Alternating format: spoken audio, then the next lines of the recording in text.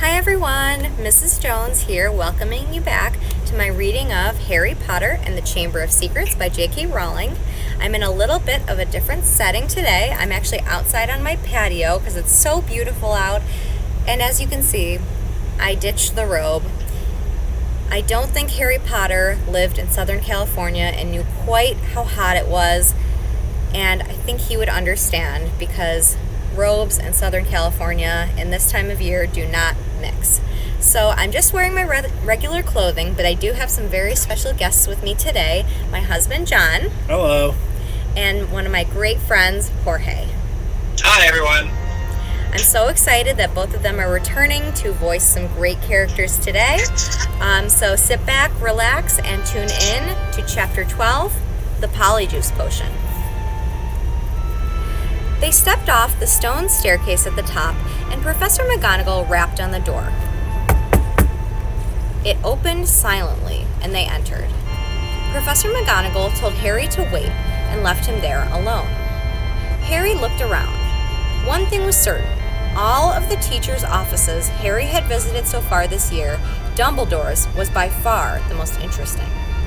If he hadn't been scared out of his wits that he was about to be thrown out of school, he would have been very pleased to have a chance to look around it.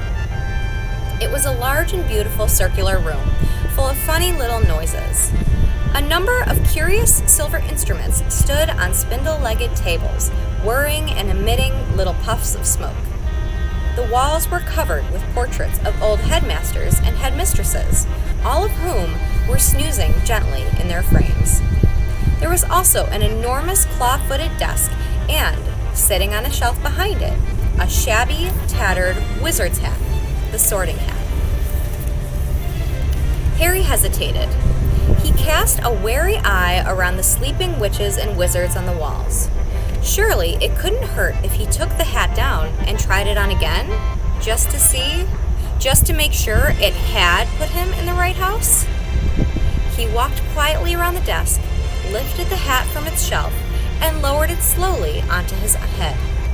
It was much too large and slipped down over his eyes, just as it had done the last time he put it on. Harry stared at the black inside of the hat, waiting. Then a small voice said in his ear, "Be in your bonnet, Harry Potter." Yes, Harry muttered. Sorry to bother you. I wanted to ask." "You've been wondering whether I put you in the right house," said the hat smartly. Yes, you are particularly difficult to place. But I stand by what I had said before. Harry's heart leapt. You would have done well in Slytherin. Harry's stomach plummeted. He grabbed the point of the hat and pulled it off. It hung limply in his hand, grubby and faded. Harry pushed it back onto its shelf, feeling sick. "You're wrong," he said aloud to the still and silent hat. It didn't move. Harry backed away, watching it. Then a strange gagging noise behind him made him wheel around. He wasn't alone, after all. Standing on a golden perch behind the door was a decrepit-looking bird that resembled a half-plucked turkey. Harry stared at it, and the bird looked balefully back, making its gagging noise again. Harry thought it looked very ill. Its eyes were dull, and even as Harry watched, a couple more feathers fell out of its tail. Harry was just thinking that all he needed was for Dumbledore's pet bird to die while he was alone in the office with it, when the bird burst into flames. Harry yelled in shock and backed away into the desk. He looked feverishly around in case there was a glass of water somewhere, but couldn't see one. The bird, meanwhile, had become a fireball. It gave one loud shriek, and next second there was nothing but a smoldering pile of ash on the floor. The office door opened. Dumbledore came in, looking very somber. "Professor!" Harry gasped. "Your bird! I couldn't do anything! He just caught fire!" To Harry's astonishment, Dumbledore smiled. About time, too," he said. "He's been looking dreadful for days. I've been telling him to get a move on." He chuckled at the stunned look on Harry's face. "Fox is a phoenix, Harry. Phoenixes burst into flame when it is time for them to die and are reborn from the ashes. Watch him. Harry looked down in time to see a tiny, wrinkled, newborn bird poke its head out of the ashes. It was quite as ugly as the old one. It's a shame you had to see him on Burning Day, said Dumbledore, seating himself behind his desk. He's really very handsome most of the time. Wonderful red and gold plumage. Fascinating creatures, phoenixes. They can carry immensely heavy loads, their tears have healing powers, and they make highly faithful pets. In the shock of Fawkes catching fire, Harry had forgotten what he was there for, but it all came back to him as Dumbledore settled himself in the high chair behind the desk and fixed Harry with his penetrating, light blue stare. Before Dumbledore could speak another word, however, the door of the office flew open with an almighty bang, and Hagrid burst in, a wild look in his eyes, his balaclava perched on top of his shaggy black head, and the dead rooster still swinging from his hand. It wasn't Harry, Professor Dumbledore, said Hagrid urgently. I was talking to him years seconds before that kid was found. He never had time, sir. Dumbledore tried to say something, but Hagrid went ranting on, waving the rooster around in his agitation, sending feathers everywhere. It can't have been him. I'll swear it in front of the Ministry of Magic if I have to. Hagrid, You've got the wrong boy, sir. I know Harry never. Hagrid, said Dumbledore loudly. I do not think that Harry attacked these people. Oh, said Hagrid, the rooster falling limply at his side. Right. I'll wait outside then, Headmaster. And he stomped out, looking embarrassed. You don't think it was me, Professor? Harry repeated, hopefully, as Dumbledore brushed rooster feathers off his desk. No, Harry, I don't, said Dumbledore, though his face was somber again. But I still want to talk to you. Harry waited nervously while Dumbledore considered him, the tips of his long fingers together. I must ask you, Harry, whether there is anything you'd like to tell me, he said gently. Anything at all. Harry didn't know what to say. He thought of Malfoy shouting, "You'll be next, mudbloods!" and of the polyjuice potion simmering away in Moaning Myrtle's bathroom. Then he thought of the disembodied voice he had heard twice and remembered what Ron had said.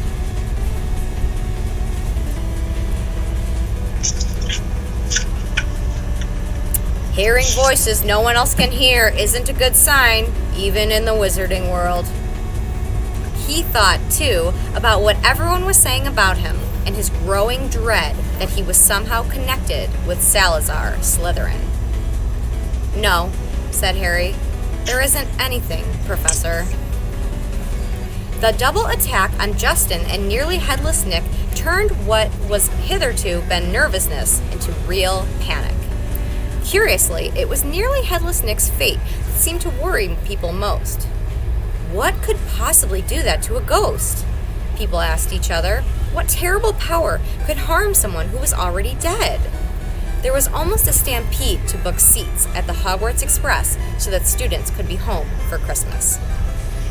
At this rate, we'll be the only ones left. Ron told Harry and Hermione. Us, Malfoy, Crabbe, and Goyle. What a jolly holiday it's going to be. Crabbe and Goyle, who always did whatever Malfoy did, had signed up to stay over the holidays, too. But Harry was glad that most people were leaving. He was tired of people skirting around him in the corridors as though he were about to sprout fangs or spit poison, tired of all the muttering, pointing, and hissing as he passed. Fred and George, however, found all this very funny. They went out of their way to march ahead of Harry down the corridors, shouting, "Make way for the heir of Slytherin! Seriously evil wizard coming through!" Percy was deeply disapproving of this behavior. "It is not a laughing matter," he said coldly. "Oh, get out of the way, Percy," said Fred. "Harry's in a hurry." "Yeah, he's off to the Chamber of Secrets for a cup of tea with his fanged servant," said George, chortling. Ginny didn't find it amusing either. "Oh, don't!" she wailed every time Fred asked Harry loudly who he was planning to attack next, or when George pretended to ward Harry off with a large clove of garlic when they met. Harry didn't mind. It made him feel better that Fred and George, at least, thought the idea of his being Slytherin's heir was quite ludicrous. But their antics seemed to be aggravating Draco Malfoy, who looked increasingly sour each time he saw them at it. It's because he's bursting to say it's really him, said Ron, knowingly. You know how he hates anyone beating him at anything, and you're getting all the credit for his dirty work. Not for long, said Hermione in a satisfied voice. The Polyjuice potion's nearly ready. We'll be getting the truth out of him any day now. At last the term ended, and a silence deep as the snow on the grounds descended on the castle. Harry found it peaceful, rather than gloomy, and enjoyed the fact that he, Hermione, and the Weasleys had the run of Gryffindor Tower, which meant they could play Exploding Snap loudly without bothering anyone, and practice dueling in private. Fred, George, and Ginny had chosen to stay at school rather than visit Bill in Egypt with Mr. and Mrs. Weasley. Percy, who disapproved of what he termed their childish behavior, didn't spend much time in the Gryffindor common room. He had already told them pompously that he was only staying over Christmas because it was his duty as a prefect to support the teachers during this troubled time. Christmas morning dawned, cold and white. Harry and Ron, the only ones left in their dormitory, were woken very early by Hermione, who burst in, fully dressed and carrying presents for them both. "Wake up!" she said loudly, pulling back the curtains at the window. Hermione, you're not supposed to be in here, said Ron, shielding his eyes against the light. "Merry Christmas to you too," said Hermione, throwing him his present. "I've been up for nearly an hour, adding more lace wings to the potion. It's ready." Harry sat up, suddenly awake. "Are you sure?" "Positive," said Hermione, shifting Scabbers the rat so that she could sit down at the end of Ron's four-poster. "If we're going to do it, I say it should be tonight." At that moment, Hedwig swooped into the room, carrying a very small package in her beak. "Hello," said Harry happily as she landed on his bed. "Are you speaking to me again?" She nibbled his ear in an affectionate sort of way, which was a far better present than the one that she had brought him, which turned out to be from the Dursleys. They had sent Harry a toothpick and a note telling him to find out whether he'd be able to stay at Hogwarts for the summer vacation, too. The rest of Harry's Christmas presents were far more satisfactory. Hagrid had sent him a large tin of treacle toffee, which Harry decided to soften by the fire before eating. Ron had given him a book called Flying with the Cannons, a book of interesting facts about his favorite Quidditch team, and Hermione had bought him a luxury eagle feather quill. Harry opened the last present to find a new hand-knitted sweater from Mrs. Weasley and a large plum cake. He read her card with a fresh surge of guilt, thinking about Mr. Weasley's car, which hadn't been seen since its crash with the Whomping Willow, and the bout of rule-breaking he and Ron were planning next. No one, not even someone dreading taking Polyjuice Potion later, could fail to enjoy Christmas dinner at Hogwarts. The Great Hall looked magnificent. Not only were there a dozen frost-covered Christmas trees and thick streamers of holly and mistletoe crisscrossing the ceiling, but enchanted snow was falling, warm and dry from the ceiling. Dumbledore led them in a few of his favorite carols, Hagrid booming more and more loudly with every goblet of eggnog he consumed. Percy, who hadn't noticed that Fred had bewitched his prefect badge so that it now read Pinhead, kept asking them all what they were sniggering at. Harry didn't even care that Draco Malfoy was making loud, snide remarks about his new sweater from the Slytherin table. With a bit of luck, Malfoy would be getting his comeuppance in a few hours' time. Harry and Ron had barely finished their third helping of Christmas pudding when Hermione ushered them out of the hall to finalize their plans for the evening. "We still need a bit of the people you're changing into," said Hermione matter-of-factly, as though she were sending them to the supermarket for laundry detergent. "And obviously, it'll be best if you can get something of Crabbe's and Goyle's. They're Malfoy's best friends. He'll tell them anything. And we also need to make sure the real Crabbe and Goyle can't burst in on us while we're interrogating him." "I've got it all worked out," she went on smoothly, ignoring Harry's and Ron's stupefied faces. She held up 2 plump chocolate cakes. I filled these with a simple sleeping draft. All you have to do is make sure Crab and Goyle find them. You know how greedy they are. They're bound to eat them. Once they're asleep, pull out a few of their hairs and hide them in a broom closet. Harry and Ron looked incredulously at each other. Hermione, I don't think... That could go seriously wrong. But Hermione had a steely glint in her eye, not unlike the one Professor McGonagall sometimes had. The potion will be useless without Crab's and Goyle's hair, she said sternly. You do want to investigate Malfoy, don't you? Oh, all right, said Harry. But what about you? Whose hair are you ripping out? I've already got mine, said Hermione brightly, pulling a tiny bottle out of her pocket and showing them the single hair inside. Remember Millicent Bulstrode wrestling with me at the dueling club? She left this on my robes when she was trying to strangle me. And she's gone home for Christmas, so I'll just have to tell the Slytherins I've decided to come back. When Hermione had bustled off to check on the Polyjuice potion, again, Ron turned to Harry with a doom-laden expression. Have you ever heard of a plan where so many things could go wrong? But to Harry's and Ron's utter amazement, stage 1 of the operation went just as smoothly as Hermione had said. They lurked in the deserted entrance hall after Christmas tea, waiting for Crabbe and Goyle, who had remained alone at the Slytherin table, shoveling down 4th helpings of trifle. Harry had perched the chocolate cakes on the end of the banisters. When they spotted Crabbe and Goyle coming out of the Great Hall, Harry and Ron hid quickly behind a suit of armor next to the front door. How thick can you get? Ron whispered ecstatically as Crabbe gleefully pointed out the cakes to Goyle and grabbed them. Grinning stupidly, they stuffed the cakes whole into their large mouths. For a moment, both of them chewed greedily, looks of triumph on their faces. Then, without the smallest change of expression, they both keeled over backward onto the floor. By far the hardest part was hiding them in the closet across the hall.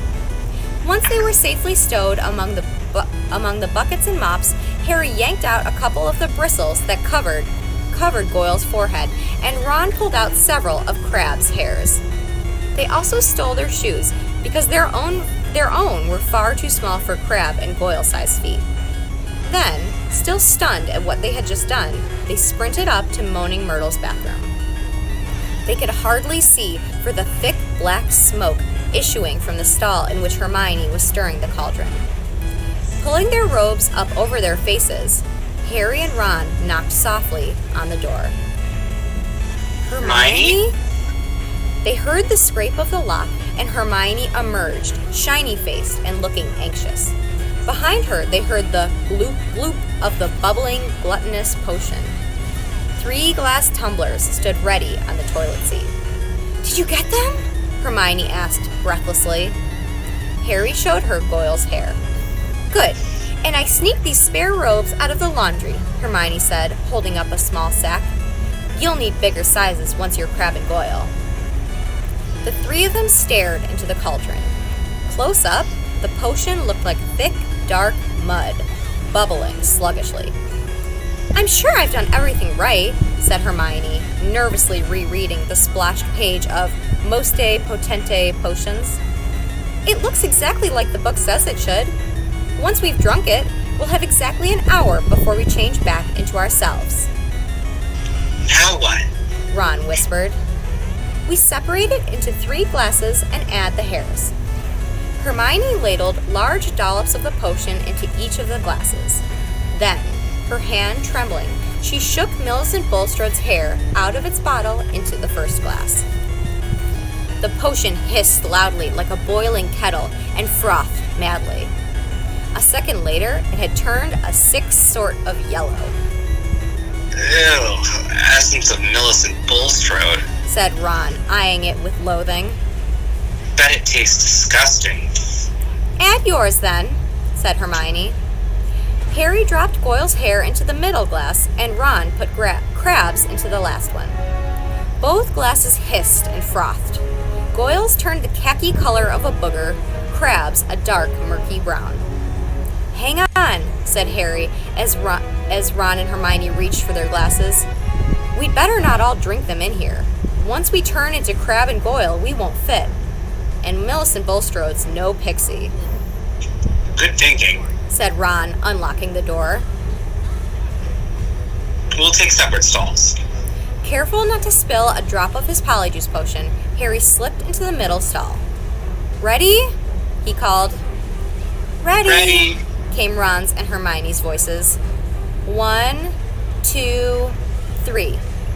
Pinching his nose, Harry drank the potion down in 2 large gulps. It tasted like overcooked cabbage. Immediately, his inside started writhing as though he just swallowed live snakes. Doubled up, he wondered whether he was going to be sick. Then a burning sensation spread rapidly from his stomach to the very ends of his fingers and toes. Next, bringing him gasping to all fours, came a horrible melting feeling as the skin all over his body bubbled like hot wax, and before his eyes, his hands began to grow. The fingers thickened, the nails broadened, the knuckles were bulging like bolts. His shoulders stretched painfully, and a prickling on his forehead told him that hair was creeping down toward his eyebrows. His robes ripped as his chest expanded like a barrel bursting its hoops. His feet were agony in shoes 4 sizes too small. As suddenly as it had started, everything stopped. Harry lay face down on the stone-cold floor, listening to Myrtle gurgling morosely in the end toilet. With difficulty, he kicked off his shoes and stood up. So this was what it felt like, being Goyle. His large hand trembling, he pulled off his old robes, which were hanging a foot above his ankles, pulled on the spare ones, and laced up Goyle's boat-like shoes. He reached up to brush his hair out of his eyes and met only the short growth of wiry bristles low on his forehead. Then he realized that his glasses were clouding his eyes because Goyle obviously didn't need them. He took them off and called, "Are you two okay?" Goyle's low rasp of a voice issued from his mouth. Yeah. Came the deep grunt of Crab from his right. Harry unlocked his door and stepped in front of the cracked mirror. Goyle stared back at him out of dull, deep-set eyes. Harry scratched his ear. So did Goyle. Ron's door opened. They stared at each other. Except that he looked pale and shocked, Ron was indistinguishable from Crab, from the pudding bowl haircut to the long gorilla arms. This is unbelievable, said Ron, approaching the mirror and prodding Crab's flat nose. Unbelievable. We'd better get going, said Harry, loosening the watch that was cutting into Goyle's thick wrist. We've still got to find out where the Slytherin common room is. I can only hope we can find someone to follow. Ron, who had been gazing at Harry, said, You don't know how bizarre it is to see Goyle thinking. He banged on Hermione's door. Come on, we need to go. A high-pitched voice answered him. I don't think I'm going to come at all. You go on without me. Hermione, we know Millicent Bulstrode's ugly. No one's going to know it's you. No, really. I don't think I'll come. You two hurry up. You're wasting time. Harry looked at Ron, bewildered. That looks more like Goyle, said Ron. That's how he looks every time a teacher asks him a question. Hermione, are you okay? Said Harry through the door. Fine. I'm fine. Go on. Harry looked at his watch. 5 of their precious 60 minutes had already passed. We'll meet you back here, all right? He said. Harry and Ron opened the door of the bathroom carefully, checked that the coast was clear, and set off. Don't swing your arms like that, Harry muttered to Ron. Eh? Crab holds them sort of stiff. How's this? Yeah, that's better. They went down the marble staircase. All they needed now was a Slytherin that they could follow to the Slytherin common room. But there was nobody around. Any ideas? Muttered Harry. The Slytherins always come up to breakfast from over there, said Ron, nodding at the entrance to the dungeons. The words had barely left his mouth when a girl with long curly hair emerged from the entrance. Excuse me, said Ron, hurrying up to her. We've forgotten the way to our common room. I beg your pardon, said the girl stiffly. Our common room? I'm a Ravenclaw. She walked away, looking suspiciously back at them. Harry and Ron hurried down the stone steps into the darkness, their footsteps echoing particularly loudly as Crabbe's and Goyle's huge feet hit the floor, feeling that this wasn't going to be as easy as they had hoped. The labyrinthine passages were deserted. They walked deeper and deeper under the school, constantly checking their watches to see how much time they had left. After a quarter of an hour, just when they were getting desperate, they heard a sudden movement ahead.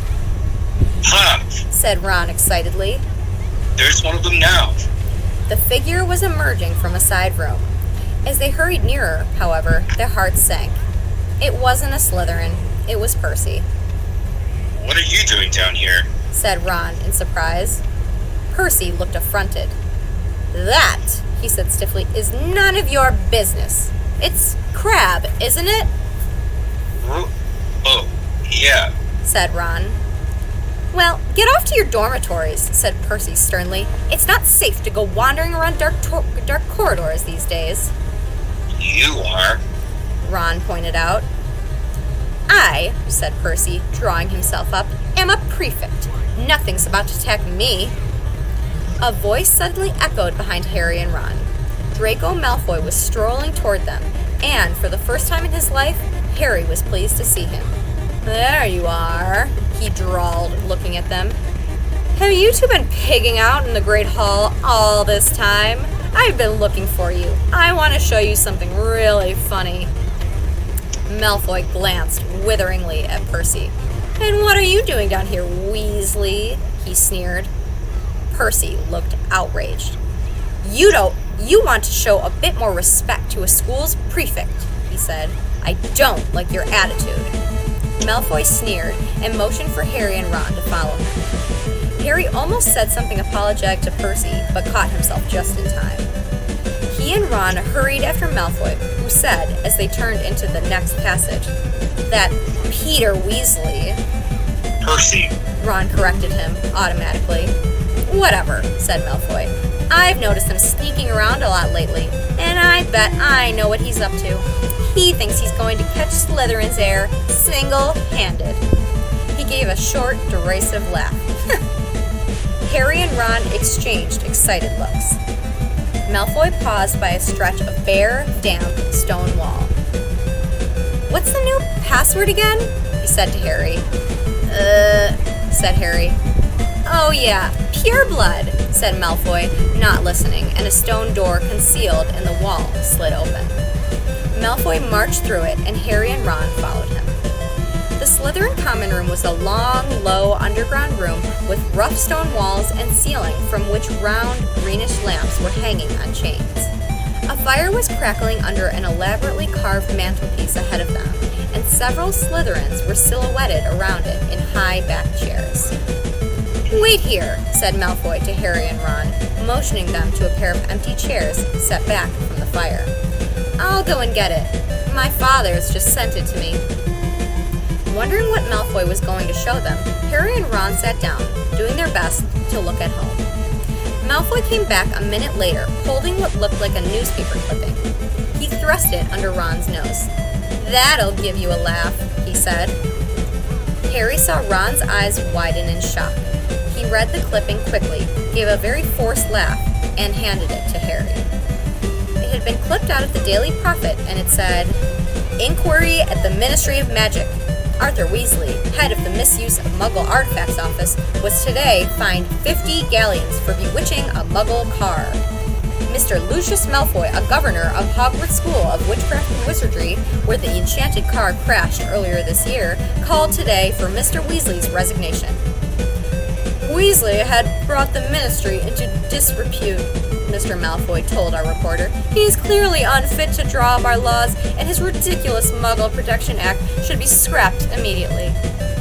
Mr. Weasley was unavailable for comment, although his wife told reporters to clear off or she'd set the family ghoul on them. Well, said Malfoy impatiently as Harry handed the clipping back to him. Don't you think it's funny? Ha ha, said Harry bleakly. Arthur Weasley loves Muggles so much he should just snap his wand in half and go and join them, said Malfoy scornfully. You'd never know the Weasleys were purebloods the way they behave. Ron's, or rather Crabbe's, face was contorted with fury. What's up with you, Crabbe? Snapped Malfoy. Stomachache. Ron grunted. Well, go up to the hospital wing and give all those mudbloods a kick from me, said Malfoy, snickering. You know, I'm surprised the Daily Prophet hasn't reported all these attacks yet, he went on thoughtfully. I suppose Dumbledore is trying to hush it all up. He'll be sacked if it doesn't stop soon. Father's always said old Dumbledore's the worst thing that ever happened to this place. He loves Muggleborns. A decent headmaster would never have let slime like that Creevy in. Malfoy started taking pictures with an imaginary camera and did a cruel but accurate impression of Colin. Potter, can I have your picture, Potter? Can I have your autograph? Can I lick your shoes, please, Potter? He dropped his hands and looked at Harry and Ron. What's the matter with you two? Far too late, Harry and Ron forced themselves to laugh, but Malfoy seemed satisfied. Perhaps Crabbe and Goyle were always slow on the uptake. Saint Potter, the Mudblood's friend, said Malfoy slowly. He's another one with no proper wizard feeling, or he wouldn't go around with that jumped-up ranger mudblood. And people think he's the Slytherin heir. Harry and Ron waited with bated breath. Malfoy was surely seconds away from telling them it was him. But then, I wish I knew who it is, said Malfoy petulantly. I could help them. Ron's jaw dropped so that Crabbe looked even more clueless than usual. Fortunately, Malfoy didn't notice, and Harry, thinking fast, said, You must have some idea of who's behind it all. You know I haven't, Goyle. How many times do I have to tell you? Snapped Malfoy. And Father won't tell me anything about the last time the chamber was open either. Of course, it was 50 years ago, so it was before his time, but he knows all about it, and he says that it was all kept quiet, and it'll look suspicious if I know too much about it. But I know one thing. Last time the Chamber of Secrets was opened, a mudblood died, so I bet it's a matter of time before one of them's killed this time. I hope it's Granger, he said, with relish. Ron was clenching Crabbe's gigantic fists. Feeling that it would be a bit of a giveaway if Ron punched Malfoy, Harry shot him a warning look and said, Do you know if the person who opened the chamber last time was caught? Oh, yeah. Whoever it was expelled, said Malfoy. They're probably still in Azkaban. Azkaban? Said Harry, puzzled. Azkaban, the wizard prison, Goyle, said Malfoy, looking at him in disbelief. Honestly, if you were any slower, you'd be going backward. He shifted restlessly in his chair and said, Father says to keep my head down and let the heir of Slytherin get on with it. He says the school needs ridding of all the mudblood filth, but not to get mixed up in it. Of course, he's got a lot on his plate at the moment. You know, the Ministry of Magic raided our manor last week. Harry tried to force Goyle's dull face into a look of concern. Yeah, said Malfoy. Luckily, they didn't find much. Father's got some very valuable dark art stuff. But luckily, we've got our own secret chamber under the drawing room floor. Oh, said Ron. Malfoy looked at him. So did Harry. Ron blushed. Even his hair was turning red. His nose was also slowly lengthening. Their hour was up. Ron was turning back into himself, and from the look of horror he was suddenly giving Harry, he must be too. They both jumped to their feet. medicine for my stomach. Ron grunted, and without further ado, they sprinted the length of the Slytherin common room, hurled themselves at the stone wall, and dashed up the passage, hoping against hope that Malfoy hadn't noticed it. Harry could feel his feet slipping around in Goyle's huge shoes and had to hoist up his robes as he shrank. They crashed up the steps into the dark entrance hall, full of muffled pounding coming from the closet where they locked Crabbe and Goyle. Leaving their shoes outside the closet door, they sprinted in their socks up the marble staircase toward Moaning Myrtle's bathroom. Well, it wasn't a complete waste of time, Ron panted, closing the bathroom door behind them. I know we still haven't found out who's doing the attacks, but I'm going to write to Dad tomorrow and tell him to check under the Malfoy's drawing room. Harry checked his face in the cracked mirror. He was back to normal. He put his glasses on as Ron hammered on the door of Hermione's stall. Hermione, come out. We've got loads to tell you. Go away! Hermione squeaked. Harry and Ron looked at each other. What's the matter? Said Ron. You must be back to normal by now. We are. But Moaning Myrtle glided suddenly through the stall door. Harry had never seen her looking so happy. Oh, wait till you see, she said. It's awful. They heard the lock slide back and Hermione emerged, sobbing, her robes pulled up over her head. What's up? Said Ron uncertainly. Have you still got Millicent's nose or something? Hermione let her robes fall and Ron backed into the sink. Her face was covered in black fur. Her eyes had turned yellow and there were long, pointed ears poking through her hair. There was cat hair! She howled. Millicent Bulstrode must have a cat, and the potion isn't supposed to be used for animal transformations. Uh-oh, said Ron. You'll be teased something dreadful, said Myrtle happily. It's okay, Hermione, said Harry quickly. We'll take you up to the hospital wing. Madame Pomfrey never asks too many questions. It took a long time to persuade Hermione to leave the bathroom. Moaning Myrtle sped them on their way with a hearty guffaw. Wait until everyone finds out you've got a tail! And that is the end of Chapter 12. What an adventure that was. Thank you so much to John and Jorge for joining me. Some very, very interesting characters. You're welcome. Have fun. Always enjoy having you both. The rest of you tune in for our next chapter, Chapter 13, to find out. Everything is really picking up speed in Chamber of Secrets. We've got a little bit left so far, and I will see you all very soon. Happy reading! Hi everybody, welcome back to Mrs. Jones's Read Aloud of Harry Potter and the Chamber of Secrets by J.K. Rowling. We had just finished up Chapter 12 and are about to dive into Chapter 13, but I really wanted to introduce my brand new special guests. Say hello to my good friend Lauren. Hi everyone, I'm excited to play Ron Weasley today. So exciting, and my other friend, Jenny. Hi guys, I will be playing Draco Malfoy and Moaning Myrtle. Very exciting, and welcome back, John, as everyone's favorite Hagrid. Hello. I am so excited to get started with all of you.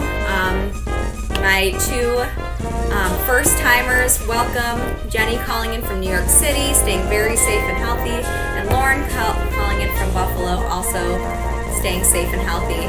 Miss you guys, but are we ready to get started? Yeah. Perfect. All right. Chapter 13, The Very Secret Diary. Hermione remained in the hospital wing for several weeks. There was a flurry of rumor about her disappearance when the rest of the school arrived back from their Christmas holidays, because of course everyone thought that she had been attacked. So many students filed past the hospital wing, trying to catch a glimpse of her, that Madame Pomfrey took out her curtains again and placed them around Hermione's bed to spare her the shame of being seen with a furry face. Harry and Ron went to visit her every evening. When the new term started, they brought her each day's book. If I'd sprouted whiskers, I'd take a break from work, said Ron, tipping a stack of books onto Hermione's bedside table one evening. Don't be silly, Ron. I've got to keep up, said Hermione briskly. Her spirits were greatly improved by the fact that all the hair had gone from her face and her eyes were turning slowly back to brown. I don't suppose you've got any new leads? She added in a whisper so that Madame Pomfrey couldn't hear her. Nothing, said Harry gloomily. I was so sure it was Malfoy, said Ron for about the 100th time. What's that? Asked Harry, pointing to something gold sticking out from under Hermione's pillow. Just a get well card, said Hermione hastily, trying to poke it out of sight, but Ron was too quick for her. He pulled it out, flipped it open, and read aloud. To Miss Granger, wishing you a speedy recovery from your concerned teacher, Professor Gilderoy Lockhart, Order of the Merlin, 3rd class honorary member of the Dark Force Defense League, and 5-time winner of the Witches Weekly Most Charming Smile Award. Ron looked up at Hermione, disgusted. You sleep with this under your pillow? But Hermione was spared answering by Madame Pomfrey sweeping over with her evening dose of medicine. Is Lockhart the smiliest bloke you've ever met, or what? Ron said to Harry as they left the infirmary and started up the stairs towards Gryffindor Tower. Snape had given them so much homework, Harry thought he was likely to be in the 6th year before he finished it.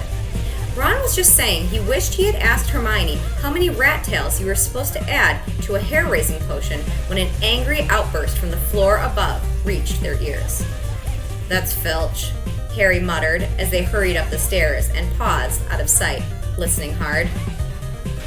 You don't think someone else has been attacked? Said Ron tensely. They stood still, their heads inclined toward Filch's voice, which sounded quite hysterical. Even more work for me, mopping all night like I haven't got enough to do. No, this is the final straw. I'm going to Dumbledore. His footsteps receded along the out-of-sight corridor, and they heard a distant door slam. They poked their heads around the corner. Filch had clearly been manning his usual lookout post.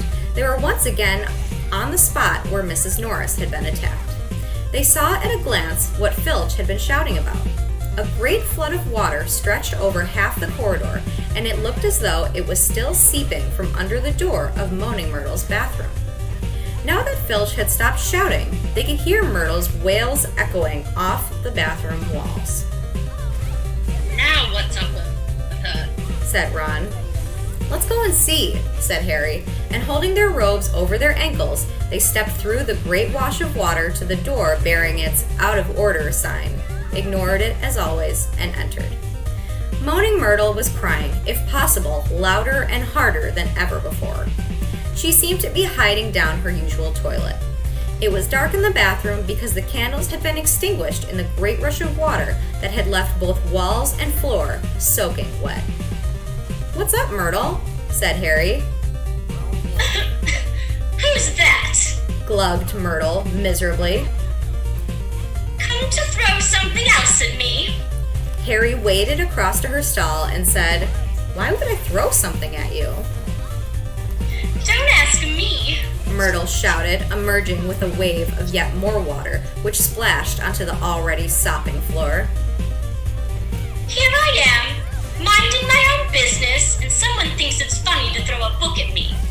But it can't hurt you if someone throws something at you, said Harry reasonably. I mean, it'd just go right through you, wouldn't it? He had said the wrong thing. Myrtle puffed herself up and shrieked, Let's all throw books at Myrtle because she can't feel it. 10 points if you can get it through her stomach. 50 points if it goes through her head. Well, ha ha ha. What a lovely game, I don't think. Who threw it at you anyway? Asked Harry. I don't know. I was just sitting in the U-bend, thinking about death, and it fell right through the top of my head, Said Myrtle, glaring at them. It's over there. It got washed out. Harry and Ron looked under the sink where Myrtle was pointing. A small, thin book lay there. It had a shabby black cover and was as wet as everything else in the bathroom. Harry stepped forward to pick it up, but Ron suddenly flung out an arm to hold him back. What? Said Harry. Are you crazy? Said Ron. It could be dangerous. Dangerous? Said Harry, laughing. Come off it. How could it be dangerous? You'd be surprised. Said Ron, who was looking apprehensively at the book. Some of the books the ministry confiscated, Dad's told me. There was one that burned your eyes out, and everyone who read the sonnets of the sorcerer spoke in limericks for the rest of their lives. And some old witch in the back had the book that you could never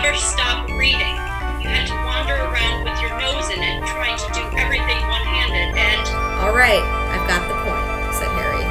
The little book lay on the floor, nondescript and soggy. Well, we won't find out unless we look at it, he said, and he ducked around Ron and picked it up off the floor. Harry saw at once that it was a diary, and the faded year on the cover told him it was 50 years old. He opened it eagerly. On the first page, he could just make out the name T.M. Riddle in smudged ink. Hang on, said Ron, who had approached cautiously and was looking over Harry's shoulder. I know that name. T.M. Riddle got an award for special services to the school 50 years ago. How on earth do you know that? Said Harry in amazement. Because Filch made me polish the shield about 50 times in detention, said Ron resentfully. That was one of the burped slugs all over.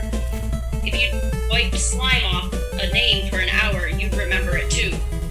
Harry peeled the wet pages apart. They were completely blank. There wasn't the faintest trace of writing on any of them. Not even Auntie Mabel's birthday or dentist 3:30. He never wrote in it, said Harry, disappointed. I wonder why someone wanted to flush it away, said Ron curiously. Harry turned to the back cover of the book and saw the printed name of a variety store on Vauxhall Road, London. He must have been Muggle-born, said Harry thoughtfully, to have bought a diary from Vauxhall Road. Well, it's not much use to you, said Ron. He dropped his voice. 50 points if you get it through Myrtle's nose. Harry, however, pocketed it. Hermione left the hospital wing de-whiskered, tailless, and fur-free at the beginning of February. On her first evening back in Gryffindor Tower, Harry showed her T.M. Riddle's diary and told her the story of how they had found it. Ooh, it might have hidden powers, said Hermione enthusiastically, taking the diary and looking at it closely. If it has, it's hiding them very well, said Ron. Maybe it's shy. I don't know why you don't chuck it, Harry. I wish I knew why someone did try to chuck it, said Harry. I wouldn't mind knowing how Riddle got an award for special services to Hogwarts either. Could have been anything, said Ron. Maybe he got 30 owls or saved a teacher from a giant squid. Maybe he murdered Myrtle. That would have done some favor for everyone. But Harry could tell from the arrested look on Hermione's face that she was thinking what he was thinking. What? Said Ron, looking from one to the other. Well, the Chamber of Secrets was opened 50 years ago, wasn't it? He said. That's what Malfoy said. Yeah, said Ron slowly. And this diary is 50 years old, said Hermione, tapping it excitedly. So? Oh, Ron, wake up, snapped Hermione. We know the person who opened the chamber last time was expelled 50 years ago. We know T.M. Riddle got an award for special services to the school 50 years ago. Well, what if Riddle got his special award for catching the heir of Slytherin? His diary would probably tell us everything, where the chamber is and how to open it and what sort of creature lives in it. The person who's behind the attacks this time wouldn't want that lying around, would they? That's a brilliant theory, Hermione, said Ron. With just one tiny little flaw. There's nothing written in his diary. But Hermione was pulling her wand out of her bag. It might be invisible ink, she whispered. She tapped the diary 3 times and said, Parisium. Nothing happened. Undaunted, Hermione shoved her hand back into her bag and pulled out what appeared to be a bright red eraser. It's a revealer. I got it in Diagon Alley, she said. She rubbed hard on January 1st. Nothing happened. I'm telling you, there's nothing to find in there, said Ron. Riddle just got a diary for Christmas and couldn't be bothered filling it in. Harry couldn't explain, even to himself, why he didn't just throw Riddle's diary away. The fact was that even though he knew the diary was blank, he kept absent-mindedly picking it up and turning the pages, as though it were a story he wanted to finish. And while Harry was sure he had never heard the name T.M. Riddle before, it still seemed to mean something to him. Almost as though Riddle was a friend he'd had when he was very small and had half forgotten. But this was absurd. He'd never had friends before Hogwarts. Dudley had made sure of that. Nevertheless, Harry was determined to find out more about Riddle, so next day at break, he headed for the trophy room to examine Riddle's special award, accompanied by an interested Hermione and a thoroughly unconvinced Ron, who told them he'd seen enough of the trophy room to last him a lifetime. Riddle's burnished gold shield was tucked away in a corner cabinet. It didn't carry details of why it had been given to him.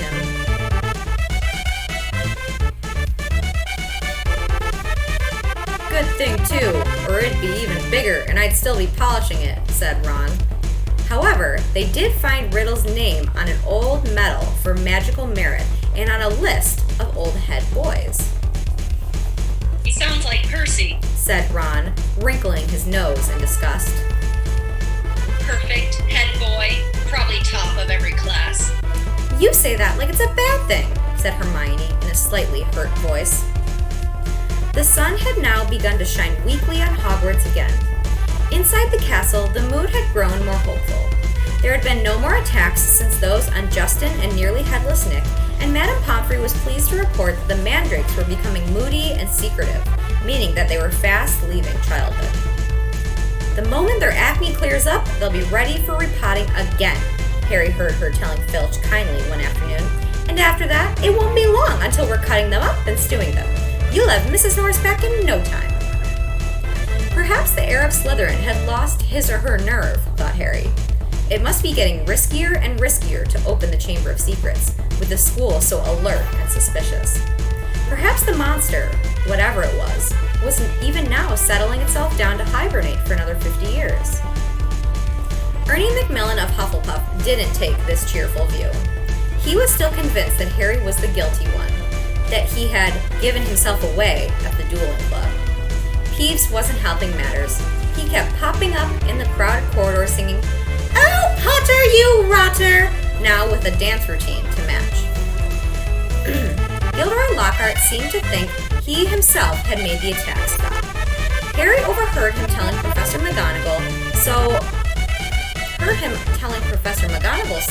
while the Gryffindors were lining up for Transfiguration. "I don't think there'll be any more trouble, Minerva," he said, tapping his nose knowingly and winking. "I think the chamber has been locked for good this time. The culprit must have known it was only a matter of time before I caught him. Rather sensible to stop now, before I came down hard on him. You know what the school needs now is a morale booster. Wash away the memories of last term.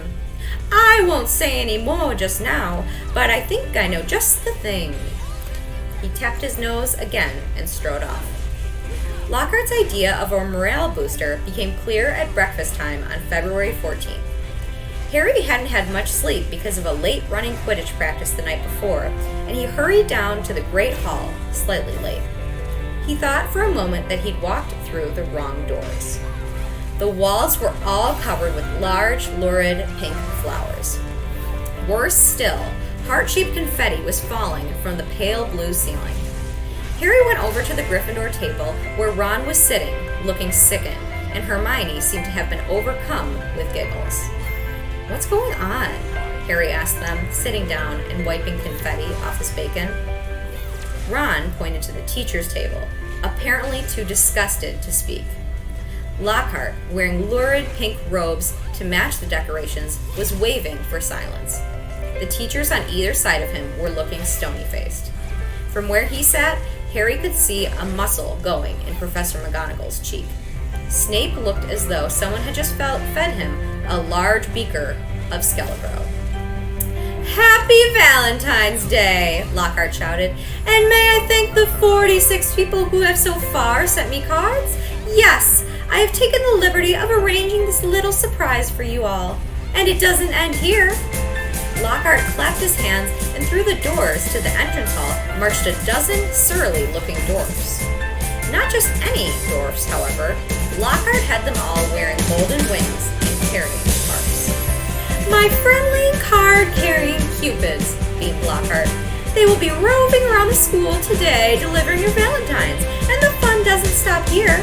I'm sure my colleagues will want to enter into the spirit of the occasion. Why not ask Professor Snape to show you how to whip up a love potion? And while you're at it, Professor Flitwick knows more about entrancing enchantments than any wizard I've ever met, the sly old dog."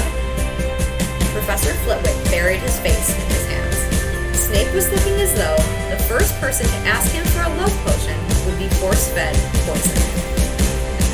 Please, Hermione, tell me you weren't one of the 46, said Ron as they left the Great Hall for their first lesson. Hermione suddenly became very interested in searching her bag for her schedule and didn't answer. All day long, the dwarfs kept barging into their classes to deliver valentines, to the annoyance of the teachers, and late that afternoon, as the Gryffindors were walking upstairs for charms, one of the dwarfs caught up with Harry. "Oi, you, Harry Potter!" shouted a particularly grim-looking dwarf, elbowing people out of the way to get to Harry. Hot all over at the thought of being given a valentine in front of a line of first years, which happened to include Ginny Weasley, Harry tried to escape. The dwarf, however, cut his way through the crowd by kicking people's shins and reached him before he'd gone 2 paces. "I've got a musical message to deliver to Harry Potter in person," he said, twanging his harp in a threatening sort of way. "Not here!" Harry hissed, trying to escape. "Stay still," grunted the dwarf, grabbing hold of Harry's bag and pulling him back. "Let me go!" Harry snarled, tugging. With a loud, ripping noise, his bag split in 2. His books, wand, parchment, and quill spilled onto the floor and his ink bottle smashed over everything. Harry scrambled around, trying to pick it all up before the dwarf started singing, causing something of a holdup in the corridor. "What's going on here?" came the cold, drawling voice of Draco Malfoy. Harry started stuffing everything feverishly into his ripped bag, desperate to get away before Malfoy could hear his musical valentine. "What's all this commotion?" said another familiar voice as Percy Weasley arrived. Losing his head, Harry tried to make a run for it, but the dwarf seized him around the knees and brought him crashing to the floor. "Right. He said, sitting on Harry's ankles. Here is your singing valentine. His eyes are as green as a fresh pickled toad. His hair is as dark as a blackboard. I wish he was mine. He's really divine. The hero conquered the Dark Lord." Harry would have given all the gold in Gringotts to evaporate on the spot. Trying valiantly to laugh along with everyone else, he got up, his feet numb from the weight of the dwarf, as Percy Weasley did his best to disperse the crowd, some of whom were crying with mirth. Off you go. The bell rang 5 minutes ago. Off to class now," he said, shooing some of the younger students away. "And you, Malfoy." Harry, glancing over, saw Malfoy stoop and snatch up something. Leering, he showed it to Crabbe and Goyle, and Harry realized that he'd got Riddle's diary. "Give that back," said Harry quietly. "Wonder what Potter's written in this," said Malfoy, who obviously hadn't noticed the year on the cover and thought he had Harry's own diary. A hush fell over the onlookers. Ginny was staring from the diary to Harry, looking terrified. "Hand it over, Malfoy," said Percy sternly. "When I've had a look," said Malfoy, waving the diary tauntingly at Harry. Percy said, "As a school prefect," but Harry had lost his temper. He pulled out his wand and shouted, "Expelliarmus!" And just as Snape had disarmed Lockhart, so Malfoy found the diary shooting out of his hand into the air. Ron, grinning broadly, caught it. "Harry," said Percy loudly, "no magic in the corridors! I'll have to report this, you know!" But Harry didn't care. He was one up on Malfoy, and that was worth 5 points from Gryffindor any day. Malfoy was looking furious, and as Ginny passed him to enter her classroom, he yelled spitefully after her, "I don't think Potter liked your valentine much." Ginny covered her face with her hands and ran into class. Snarling, Ron pulled out his wand too, but Harry pulled him away. Ron didn't need to spend the whole of charms belching slugs. It wasn't until they had reached Professor Flitwick's class that Harry noticed something rather odd about Riddle's diary. All his other books were drenched in scarlet ink. The diary, however, was as clean as it had been before the ink bottle had smashed all over it. He tried to point this out to Ron, but Ron was having trouble with his wand again. Large purple bubbles were blossoming out of the end, and he wasn't much interested in anything else. Harry went to bed before anyone else in his dormitory that night. This was partly because he couldn't think he could stand Fred and George singing, "His eyes are green as a fresh pickled toad," one more time, and partly because he wanted to examine Riddle's diary again, and knew that Ron thought he was wasting his time. Harry sat on the four-poster and flicked through the blank pages, not one of which had a trace of scarlet ink on it. Then he pulled a new bottle out of his bedside cabinet, dipped his quill into it, and dropped a blot onto the first page of the diary. The ink shone brightly on the paper for a second, and then, as though it was being sucked into the page, vanished. Excited, Harry loaded up his quill a second time and wrote, "My name is Harry Potter." The words shone momentarily on the page, and they, too, sank without a trace. Then, at last, something happened. Oozing back out of the page, in his very own ink, came words Harry had never written. "Hello, Harry Potter. My name is Tom Riddle. How did you come by my diary?" These words, too, faded away, but not before Harry had started to scribble back. Someone tried to flush it down a toilet. He waited eagerly for Riddle's reply. "Lucky that I recorded my memories in some more lasting ways than ink, but I always knew that there would be those who would not want this diary read." "What do you mean?" Harry scrawled, blotting the page in his excitement. "I mean that this diary holds memories of terrible things, things that were covered up, things that happened at Hogwarts School of Witchcraft and Wizardry." "That's where I am now," Harry wrote quickly. "I'm at Hogwarts and horrible stuff's been happening. Do you know anything about the Chamber of Secrets?" His heart was hammering. Riddle's reply came quickly, his writing becoming untidier, as though he was hurrying to tell all he knew. "Of course I know about the Chamber of Secrets. In my day, they told us it was a legend, that it did not exist, but this was a lie. In my 5th year, the chamber was opened and the monster attacked several students, finally killing one. I caught the person who opened the chamber and he was expelled. But the headmaster, Professor Dippet, ashamed that such a thing had happened at Hogwarts, forbade me to tell the truth. A story was given out that the girl had died in a freak accident. They gave me a nice, shiny, engraved trophy for my trouble and warned me to keep my mouth shut. But I knew it would happen again. The monster lived on, and the one who had the power to release it was not in prison." Harry nearly upset his ink bottle in his hurry to write back. "It's happening again now. There have been 3 attacks, and no one seems to know who's behind them. Who was it last time?" "I can show you if you like," came Riddle's reply. "You don't have to take my word for it. I can take you inside my memory of the night when I caught him." Harry hesitated, his quill suspended over the diary. What did Riddle mean? How could he be taken inside somebody else's memory? He glanced nervously at the door to the dormitory, which was growing dark. When he looked back at the diary, he saw fresh words forming. "Let me show you." Harry paused for a fraction of a second and then wrote 2 letters. "O.K." The pages of the diary began to blow as though caught in a high wind, stopping halfway through the month of June. Mouth hanging open, Harry saw that the little square for June 13th seemed to have turned into a minuscule television screen. His hands trembling slightly, he raised the book to press his eye against the little window, and before he knew what was happening, he was tilting forward. The window was widening.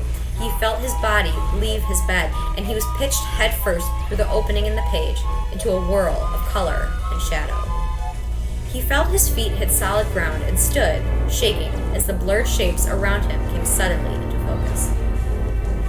He knew immediately where he was. The circular room with the sleeping portraits was Dumbledore's office, but it wasn't Dumbledore who was sitting behind the desk.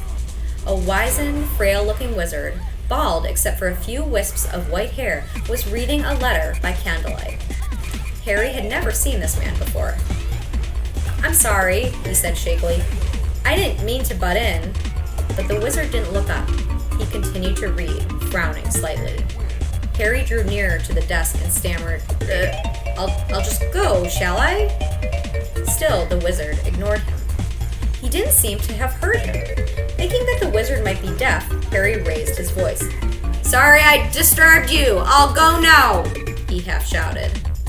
The wizard folded up the letter with a sigh, stood up, walked past Harry without glancing at him, and went to draw the curtains at the window. The sky outside the window was ruby red. It seemed to be sunset. The wizard went back to the desk, sat down, and twiddled his thumbs, watching the door. Harry looked around the office. No Fox the Phoenix, no whirring silver contraptions. This was Hogwarts as Riddle had known it, meaning that this unknown wizard was headmaster, not Dumbledore, and he, Harry, was little more than a phantom, completely invisible to the people of 50 years ago. There was a knock on the office door. "Enter," said the old wizard in a feeble voice. A boy of about 16 entered, taking off his pointed hat. A silver prefix badge was glinting on his chest. He was much taller than Harry, but he, too, had jet black hair. "Ah, Riddle," said the headmaster. "You wanted to see me, Professor Dippet?" said Riddle. He looked nervous. "Sit down," said Dippet. "I've just been reading the letter you sent me." "Oh," said Riddle. He sat down, gripping his hands together very tightly. "My dear boy," said Dippet kindly, "I cannot possibly let you stay at school over the summer. Surely you want to go home for the holidays." "No," said Riddle at once. "I'd much rather stay at Hogwarts than go back to that... You live in a Muggle orphanage during the holidays, I believe?" said Dippet curiously. "Yes, sir," said Riddle, reddening slightly. "You are Muggle-born?" "Half-blood, sir," said Riddle. "Muggle father, witch mother." "And are both your parents?" "My mother died just after I was born, sir. They told me at the orphanage she lived just long enough to name me. Tom after my father, Marvolo after my grandfather." Dippet clucked his tongue sympathetically. "The thing is, Tom," he sighed, "special arrangements might have been made for you, but in the current circumstances..." "You mean all of these attacks, sir?" said Riddle, and Harry's heart leapt, and he moved closer, scared of missing anything. "Precisely," said the headmaster. "My dear boy, you must see how foolish it would be of me to allow you to remain at the castle when term ends, particularly in light of the recent tragedy, the death of that poor little girl. You will be safer by far at your orphanage. As a matter of fact, the Ministry of Magic is even now talking about closing the school. We are no nearer locating the, source of all this unpleasantness." Riddle's eyes had widened. "Sir, if the person was caught, if it all stopped, what do you mean?" said Dippet with a squeak in his voice, sitting up in his chair. "Riddle, do you mean you know something about these attacks?" "No, sir," said Riddle quickly, but Harry was sure it was the same sort of "no" that he himself had given Dumbledore. Dippet sank back, looking fairly disappointed. "You may go, Tom." Riddle slid off his chair and slouched out of the room. Harry followed him. Down the moving spiral staircase they went, emerging next to the gargoyle in the darkening corridor. Riddle stopped, and so did Harry, watching him. Harry could tell that Riddle was doing some serious thinking. He was biting his lip, his forehead furrowed. Then, as though he had suddenly reached a decision, he hurried off, Harry gliding noiselessly behind him. They didn't see another person until they reached the entrance hall, when a tall wizard with long, sweeping auburn hair and a beard called to Riddle from the marble staircase. "What are you doing wandering around this late, Tom?" Harry gaped at the wizard. He was none other than a 50 years younger Dumbledore. "I had to see the headmaster, sir," said Riddle. "Well, hurry off to bed," said Dumbledore, giving Riddle exactly the kind of penetrating stare Harry knew so well. "Best not to roam these corridors these days. Nonsense." He sighed heavily, bade Riddle good night, and strode off. Riddle watched him walk out of sight, and then, moving straight down the stone steps to the dungeons with Harry in hot pursuit. But to Harry's disappointment, Riddle led him not into a hidden passageway or a secret tunnel, but to the very dungeon in which Harry had potions with Snape. The torches hadn't been lit, and when Riddle pushed the door almost closed, Harry could only just see him, standing stock still by the door and watching the passage outside. It felt to Harry that they were there for at least an hour. All he could see was the figure of Riddle at the door, staring through the crack, waiting like a statue. And just when Harry had stopped feeling expectant and tense and started wishing he could return to the present, he heard something move beyond the door. Someone was creeping along the passage. He heard whoever it was pass the dungeon where he and Riddle were hidden. Riddle, quiet as a shadow, edged through the door and followed, Harry tiptoeing behind him, forgetting that he couldn't be heard. For perhaps 5 minutes they followed the footsteps until Riddle stopped suddenly, his head inclined in the direction of new noises. Harry heard a door creak open and then someone speaking in a hoarse whisper. Come on. Get out of here. Oh no, it works. There was something familiar about that voice. Riddle suddenly jumped around the corner. Harry stepped out behind him. He could see the dark outline of a huge boy who was crouching in front of an open door, a very large box next to it. "Evening, Rubius," said Riddle sharply. The boy slammed the door shut and stood up. What you doing down here, Tom? Riddle stepped closer. "It's all over," he said. "I'm going to have to turn you in, Rubius. They're talking about closing Hogwarts if the attacks don't stop." What do you... "I don't think you meant to kill anyone, but monsters don't make good pets. I suppose you just let it out for exercise and..." It never killed no one. said the large boy, backing against the closed door. From behind him, Harry could hear a funny rustling and clicking. "Come on, Rubius," said Riddle, moving yet closer. "The dead girl's parents will be here tomorrow. The least Hogwarts can do is to make sure that that thing that killed their daughter is slaughtered." It wasn't him. Roared the boy, his voice echoing in the dark passage. You wouldn't. You never. "Stand aside," said Riddle, drawing out his wand. His spell lit the corridor with a sudden flaming light. The door behind the large boy flew open with such force it knocked him into the wall opposite, and out of it came something that made Harry let out a long, piercing scream unheard by anyone. A vast, low-slung, hairy body and a tangle of black legs, a gleam of many eyes, and a pair of razor-sharp pincers. Riddle raised his wand again, but he was too late. The thing bowled him over as it scuttled away, tearing up the corridor and out of sight. Riddle scrambled to his feet, looking after it. He raised his wand, and the huge boy leapt on him, seized his wand, and threw him back down, yelling, No! The scene whirled, the darkness became complete. Harry felt himself falling, and, with a crash, he landed spread-eagled on his four-poster in the Gryffindor dormitory, Riddle's diary lying open on his stomach. Before he had time to regain his breath, the dormitory door opened, and Ron came in. There you are, He said. Harry sat up. He was sweating and shaking. What's up? Said Ron, looking at him with concern. It was Hagrid, Ron. Hagrid opened the Chamber of Secrets 50 years ago.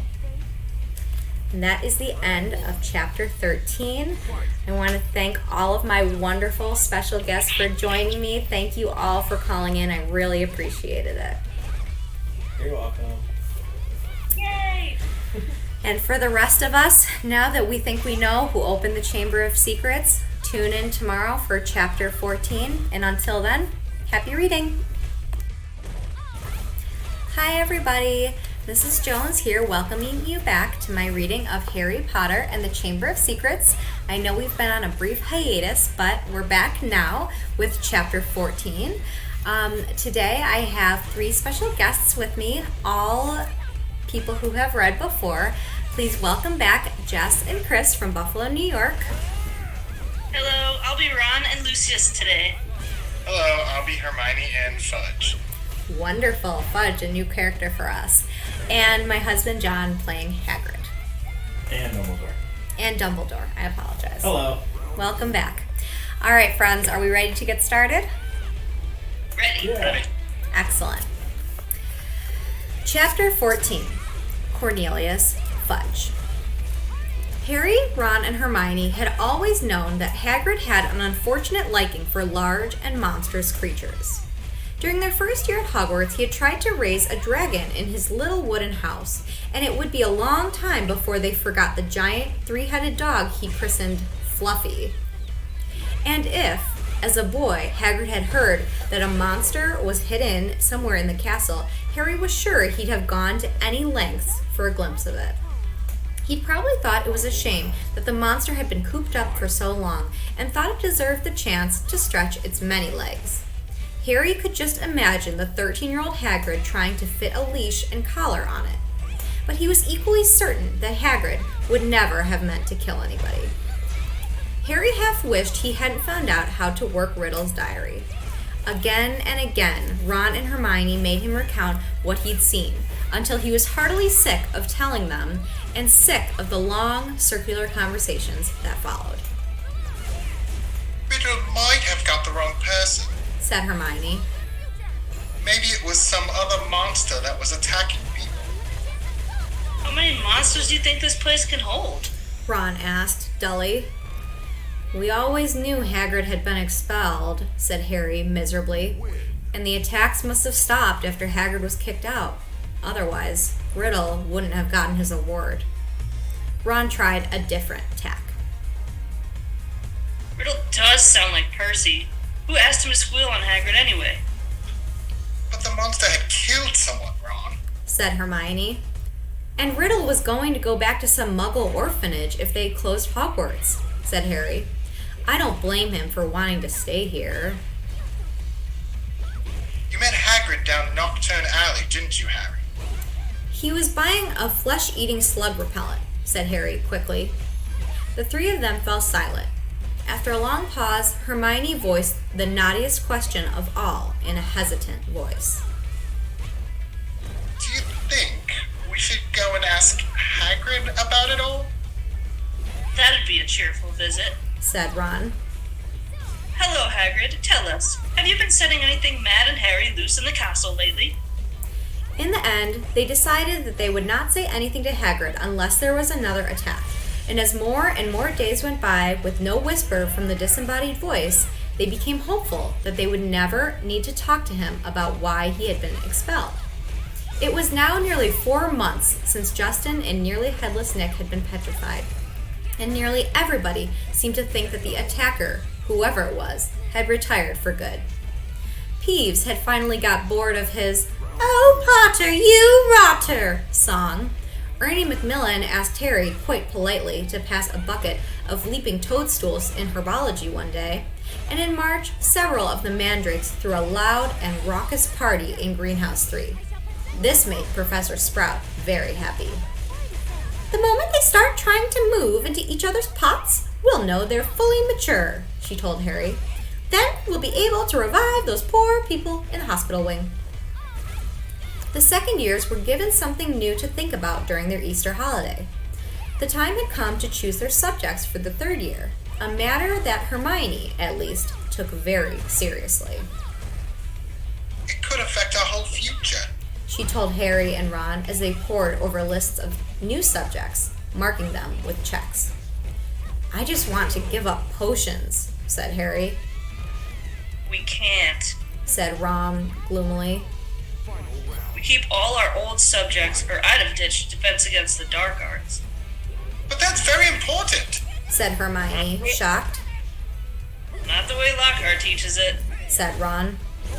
I haven't learned anything from him except not to set pixies loose. Neville Longbottom had been sent letters from all the witches and wizards in his family, all giving him different advice on to what to choose. Confused and worried, he sat reading the subject lists with his tongue poking out, asking people whether they thought arithmancy sounded more difficult than study of ancient runes. Dean Thomas, who, like Harry, had grown up with Muggles, ended up closing his eyes and jabbing his wand at the list, then picking the subjects it landed on. Hermione took nobody's advice, but signed up for everything. Harry smiled grimly to himself at the thought of what Uncle Vernon and Aunt Petunia would say if he tried to discuss his career in wizardry with them. Not that he'd get any guidance. Percy Weasley was eager to share his experience. "Depends where you want to go, Harry," he said. "It's never too early to think about the future, so I'd recommend divination. People say Muggle studies is a soft option, but I personally think wizards should have a thorough understanding of the non-magical community, particularly if they're thinking of working in close contact with them. Look at my father. He has to deal with Muggle business all the time. My brother Charlie was always more of an outdoor type, so he went for care of magical creatures. Play to your strengths, Harry." But the only thing Harry felt he was really good at was Quidditch. In the end, he chose the same new subjects as Ron, feeling that if he was lousy at them, at least he'd have someone friendly to help him. Gryffindor's next Quidditch match would be against Hufflepuff. Wood was insisting on team practices every night after dinner so that Harry barely had time for anything but Quidditch and homework. However, the training sessions were getting better, or at least drier, and the evening before Saturday's match he went up to his dormitory to drop off his broomstick, feeling Gryffindor's chances for the Quidditch Cup had never been better. But his cheerful mood didn't last long. At the top of the stairs to the dormitory, he met Neville Longbottom, who was looking frantic. "Harry, I don't know who did it. I just found..." Watching Harry fearfully, Neville pushed open the door. The contents of Harry's trunk had been thrown everywhere. His cloak lay ripped on the floor. The bedclothes had been pulled off his four-poster, and the drawer had been pulled out of his bedside cabinet, the contents strewn all over the mattress. Harry walked over to the bed, open-mouthed, treading on a few loose pages of Travels with Trolls. As he and Neville pulled the blankets back onto his bed, Ron, Dean, and Seamus came in. Dean swore loudly. "What happened, Harry?" "No idea," said Harry, but Ron was examining Harry's robes. All the pockets were hanging out. Someone's been looking for something, said Ron. "Is there anything missing?" Harry started to pick up all of his things and throw them onto his trunk. It was only as he threw the last of the Lockhart books back into it that he realized what wasn't there. "Riddle's diary's gone," he said in an undertone to Ron. "What?" Harry jerked his head toward the dormitory door, and Ron followed him out. They hurried down to the Gryffindor common room, which was half empty, and joined Hermione, who was sitting alone, reading a book called Ancient Runes Made Easy. Hermione looked aghast at the news. "But only a Gryffindor could have stolen it. Nobody else knows our password." "Exactly," said Harry. They woke the next day to brilliant sunshine and a light, refreshing breeze. "Perfect Quidditch conditions," said Wood enthusiastically at the Gryffindor table, loading the team's plate with scrambled eggs. "Harry, buck up there. You need a decent breakfast." Harry had been staring down the packed Gryffindor table, wondering if the new owner of Riddle's diary was right in front of his eyes. Hermione had been urging him to report the robbery, but Harry didn't like the idea. He'd have to tell a teacher all about the diary and how many people knew why Hagrid had been expelled 50 years ago. He didn't want to be the one who brought it all up again. As he left the Great Hall with Ron and Hermione to go and collect his Quidditch things, another very serious worry was added to Harry's growing list. He had just set foot on the marble staircase when he heard it yet again. "Kill this time. Let me rip. Tear," he shouted aloud, and Ron and Hermione both jumped away from him in alarm. "The voice!" said Harry, looking over his shoulder. "I just heard it again. Didn't you?" Ron shook his head, wide-eyed. Hermione, however, clapped a hand to her forehead. "Harry, I think I just understood something. I've got to go to the library." And she sprinted away up the stairs. "What does she understand?" said Harry distractedly, still looking around, trying to tell where the voice had come from. "Loads more than I do," said Ron, shaking his head. "But why has she got to go to the library?" "Because that's what Hermione does," said Ron, shrugging. "When in doubt, go to the library." Harry stood irresolute, trying to catch the voice again, but people were now emerging from the great hall behind him, talking loudly, exiting through the front doors on their way to the Quidditch pitch. You'd better get moving, said Ron. It's nearly 11, the match. Harry raced up to Gryffindor Tower, collected his Nimbus 2000, and joined the large crowd swarming across the grounds. But his mind was still in the castle, along with the bodiless voice, and he pulled on his scarlet robes in the locker room. His only comfort was that everyone was now outside to watch the game. The teams walked onto the field to tumultuous applause.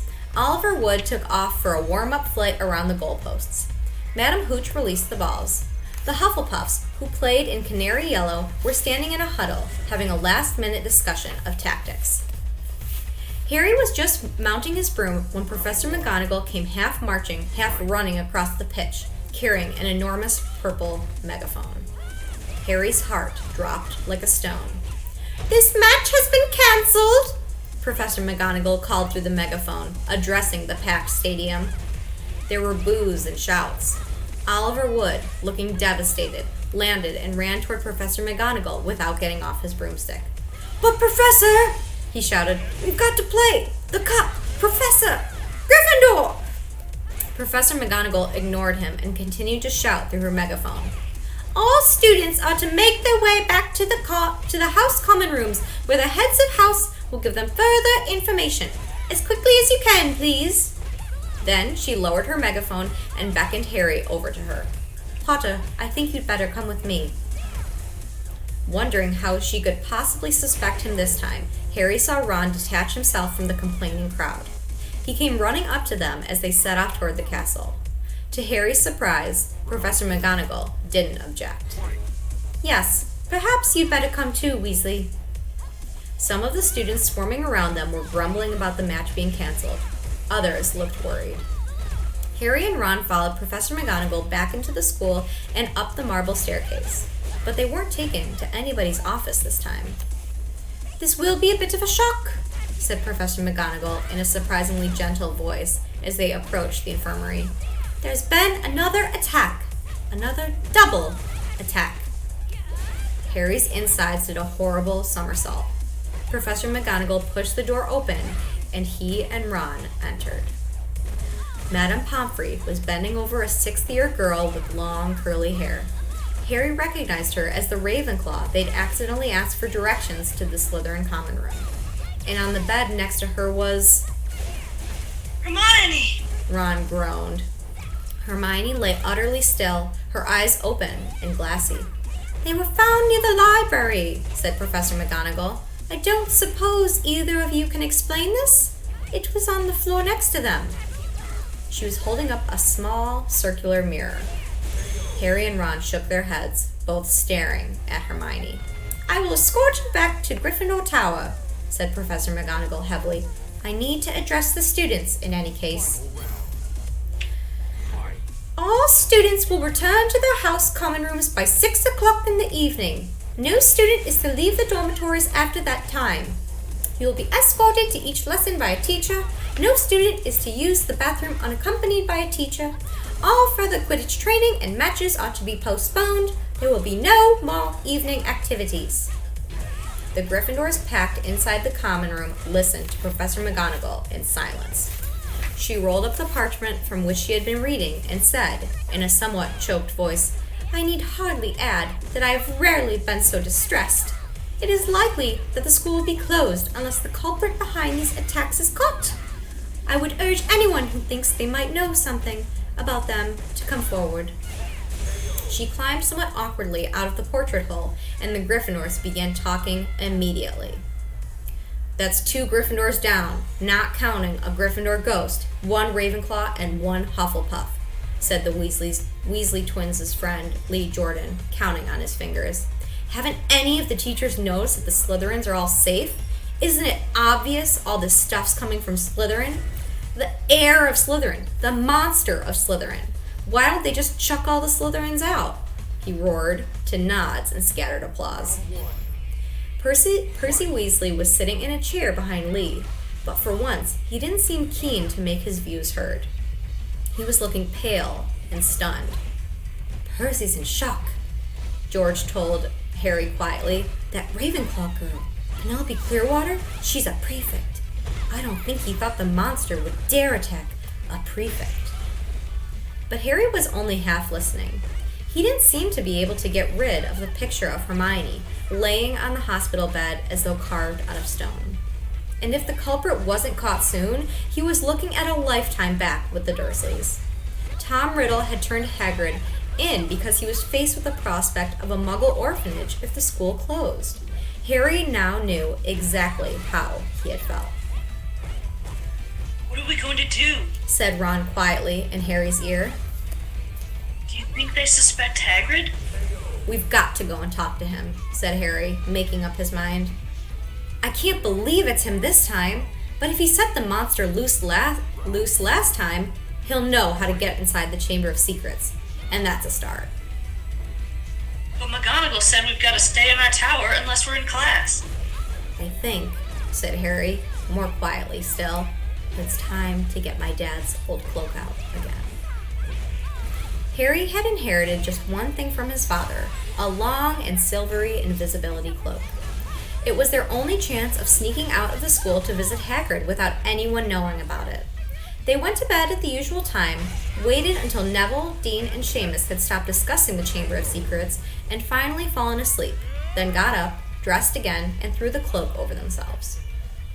The journey through the dark and deserted castle corridors wasn't enjoyable. Harry, who had wandered the castle at night several times before, had never seen it so crowded after sunset. Teachers, prefects, and ghosts were marching the corridors in pairs, staring around for any unusual activity. Their invisibility cloak didn't stop them from making any noise, and there was a particularly tense moment when Ron stubbed his toe only yards from the spot where Snape stood standing guard. Thankfully, Snape sneezed at almost exactly the moment Ron swore. It was with relief that they reached the oak front doors and eased them open. It was a clear, starry night. They hurried toward the lit windows of Hagrid's house and pulled off the cloak only when they were right outside the front door. Seconds after they had knocked, Hagrid flung it open. They found themselves face to face with him, aiming a crossbow at them. Fang the boarhound barked loudly behind him. Oh, He said, lowering the weapon and staring at them. what are you two doing here? What's that for? Said Harry, pointing at the crossbow as they stepped inside. Nothing. Hagrid muttered. I've been inspected. Doesn't matter. Sit down. I'll make some tea. He hardly seemed to know what he was doing. He nearly extinguished the fire, spilling water from the kettle on it, and then smashed the teapot with a nervous jerk of his massive hand. Are you okay, Hagrid? Said Harry. Did you hear about Hermione? Oh, I heard all right. Said Hagrid, a slight break in his voice. He kept glancing nervously at the windows. He poured them both large mugs of boiling water. He had forgotten to add tea bags, and was just putting a slab of fruitcake on a plate when there was a loud knock on the door. Hagrid dropped the fruitcake. Harry and Ron exchanged panic-stricken looks, then threw the invisibility cloak back over themselves and retreated into a corner. Hagrid checked that they were hidden, seized his crossbow, and flung open his door once more. Good evening, Hagrid. It was Dumbledore. He entered, looking deadly serious, and was followed by a second, very odd-looking man. The stranger had rumpled gray hair and an anxious expression, and was wearing a strange mixture of clothes. A pinstripe suit, a scarlet tie, a long black cloak, and pointed purple boots. Under his arm, he carried a lime green bowler. That's Dad's boss, Ron breathed. Cornelius Fudge, the Minister of Magic. Harry elbowed Ron hard to make him shut up. Hagrid had gone pale and sweaty. He dropped into one of his chairs and looked from Dumbledore to Cornelius Fudge. Bad business, Hagrid. Said Fudge in a rather clipped tone. Very bad business. Had to come. 4 attacks on Muggleborns. Things have gone far enough. Ministry's got to act. I never. Said Hagrid, looking imploringly at Dumbledore. You know I never, Professor Dumbledore. Sir, I want it understood, Cornelius, that Hagrid has my full confidence. Said Dumbledore, frowning at Fudge. Look, Albus, said Fudge uncomfortably. Hagrid's record's against him. Ministry's got to do something. The school governors have been in touch. Yet again, Cornelius, I tell you that taking Hagrid away will not help in the slightest, said Dumbledore. His blue eyes were full of fire that Harry had never seen before. Look at it from my point of view. Said Fudge, fidgeting with his bowler. I'm under a lot of pressure. Got to be seen to be doing something. If it turns out it wasn't Hagrid, he'll be back and no more said. But I've got to take him. Got to. Wouldn't be doing my duty. Take me? Said Hagrid, who was trembling. Take me where? For a stretch only. Said Fudge, not meeting Hagrid's eyes. Not a punishment, Hagrid. More precaution. If someone else is caught, you'll be let out with a full apology. Not Azkaban? Croaked Hagrid. Before Fudge could answer, there was another loud rap on the door. Dumbledore answered it. It was Harry's turn for an elbow in the ribs. He let out an audible gasp. Mr. Lucius Malfoy strode into Hagrid's hut, swathed in a long black traveling cloak, smiling a cold and satisfied smile. Fang started to growl. Already here, Fudge? He said approvingly. Good. What are you doing here? Said Hagrid furiously. Get out of my house! My dear man, please believe me, I have no pleasure at all being inside your, do you call this a house? Said Lucius Malfoy, sneering as he looked around the small cabin. I simply called at the school and was told that the headmaster was here. And what exactly did you want with me, Lucius? Said Dumbledore. He spoke politely, but the fire was still blazing in his blue eyes. Dreadful thing, Dumbledore, said Malfoy, lazily, taking out a long roll of parchment. But the governors feel it's time for you to step aside. This is an order of suspension. You'll find all 12 signatures on it.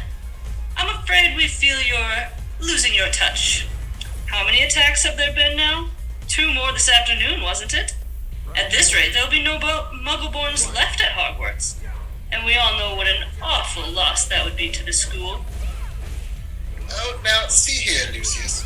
Said Fudge, looking alarmed. Dumbledore suspended. No. The last thing we want just now. The appointment or suspension of the headmaster is a matter for the governors, Fudge. Said Mr. Malfoy, smoothly. And as Dumbledore has failed to stop these attacks... See here, Malfoy. If Dumbledore can't stop them... Said Fudge, whose upper lip was sweating now. I mean to say, who can? That remains to be seen, said Mr. Malfoy with a nasty smile. But as all 12 of us have voted... Hagrid leapt to his feet, his shaggy black head grazing the ceiling. And how many did you happen to threaten and blackmail before they agreed, Malfoy, eh? He roared. Dear, you know that temper of yours will lead you into trouble one of these days, Hagrid, said Mr. Malfoy. I would advise you not to shout at the Azkaban guards like that. They won't like it at all. You can't take Dumbledore! Yelled Hagrid, making Fang the boarhound cower and whimper in his basket. Take him away, and the Muggleborns won't stand a chance. They'll be killing next. Calm yourself, Hagrid, said Dumbledore sharply. He looked at Lucius Malfoy. If the governors want my removal, Lucius, I shall, of course, step aside. But... stuttered Fudge. No, growled Hagrid. Dumbledore had not taken his bright blue eyes off Lucius Malfoy's cold gray ones. However, said Dumbledore, speaking very slowly and clearly so that none of them could miss a word.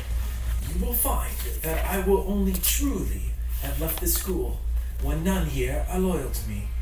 You will also find that help will always be given to Hogwarts to those who ask for it.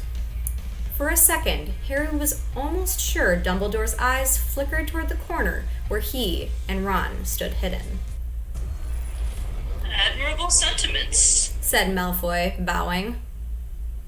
We shall all miss your, highly individual way of running things, Albus, and only hope that your successor will manage to prevent any, killings.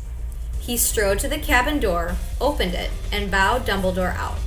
Fudge, fiddling with his bowler, waited for Hagrid to go ahead of him, but Hagrid stood his ground, took a deep breath, and said carefully, And if anyone wanted to find out some stuff, all they'd have to do would be to follow the spiders. That'd lead them, right? That's all I'm saying. Fudge stared at him in amazement. All right, I'm coming, said Hagrid, pulling on his moleskin overcoat. But as he was about to follow Fudge through the door, he stopped again and said loudly, And someone will need to feed Fang while I'm away. The door banged shut, and Ron pulled off the invisibility cloak. We're in trouble now, He said hoarsely. No Dumbledore? They might as well close the school tonight. There'll be an attack a day with him gone. Fang started howling, scratching at the closed door. And that is the end of a very dramatic chapter 14. Thank you so much to Chris and Jess, and of course John, for doing all of those amazing voices. We had a bunch of amazing interactions and very new interactions with characters in this chapter, so thank you all so much. Thanks, Mrs. Thanks, Jones. Mrs. Jones. You guys are the best. Stay tuned for the rest of the week. We will most likely finish this book. So stay tuned. Hope you're enjoying. And as always, happy reading. Hi everyone, Mrs. Jones here, welcoming you back to Harry Potter and the Chamber of Secrets by J.K. Rowling. Very excited to be outside today. The weather is consistently nice, and to be social distancing with my friend Jorge. Hi everyone. Jorge will be playing a couple voices today, as will I, and we will go ahead and start reading Chapter 15, Aragog. Summer was creeping over the grounds around the castle. Sky and lake alike turned periwinkle blue, and flowers large as cabbages burst into bloom in the greenhouses. But with no Hagrid visible from the castle windows, striding the grounds with Fang at his heels, the scene didn't look right to Harry. No better, in fact, than the inside of the castle, where things were so horribly wrong. Harry and Ron had tried to visit Hermione, but visitors were now barred from the hospital wing. We're taking no more chances, Madame Pomfrey told them severely through a crack in the infirmary door. No, I'm sorry, there's every chance the attacker might come back to finish these people off. With Dumbledore gone, fear had spread as never before, so that the sun warming the castle walls outside seemed to stop at the mullioned windows. There was barely a face to be seen in the school that didn't look worried and tense, and any laughter that ran through the corridors sounded shrill and unnatural and was quickly stifled. Harry constantly repeated Dumbledore's final words to himself. I will only truly have left this school when none here are loyal to me. Help will always be given at Hogwarts to those who ask for it. But what good were those words? Who exactly were they supposed to ask for help when everyone was just as confused and scared as they were? Hagrid's hint about the spiders was far easier to understand. The trouble was, there did seem to be a single spider left in the castle to follow. Harry looked everywhere he went, helped, rather reluctantly, by Ron.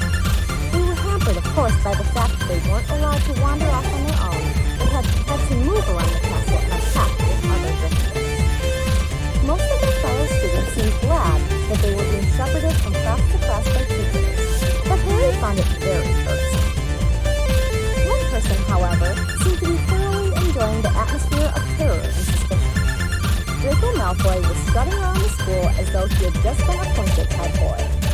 Harry didn't realize what he was so pleased about until the potions lesson, about 2 weeks after Dumbledore and Hagrid had left, when, sitting right behind Malfoy, Harry overheard him gloating to Crabbe and Goyle. I always thought Father might be the one who got rid of Dumbledore, he said, not troubling to keep his voice down. I told you he thinks Dumbledore's the worst headmaster the school's ever had. Maybe we'll get a decent headmaster now, someone who won't want the Chamber of Secrets closed. McGonagall won't last long, she's only filling in. Snape swept past Harry, making no comment about Hermione's empty seat and cauldron. Sir, Said Malfoy loudly. Sir, why don't you apply for the headmaster's job?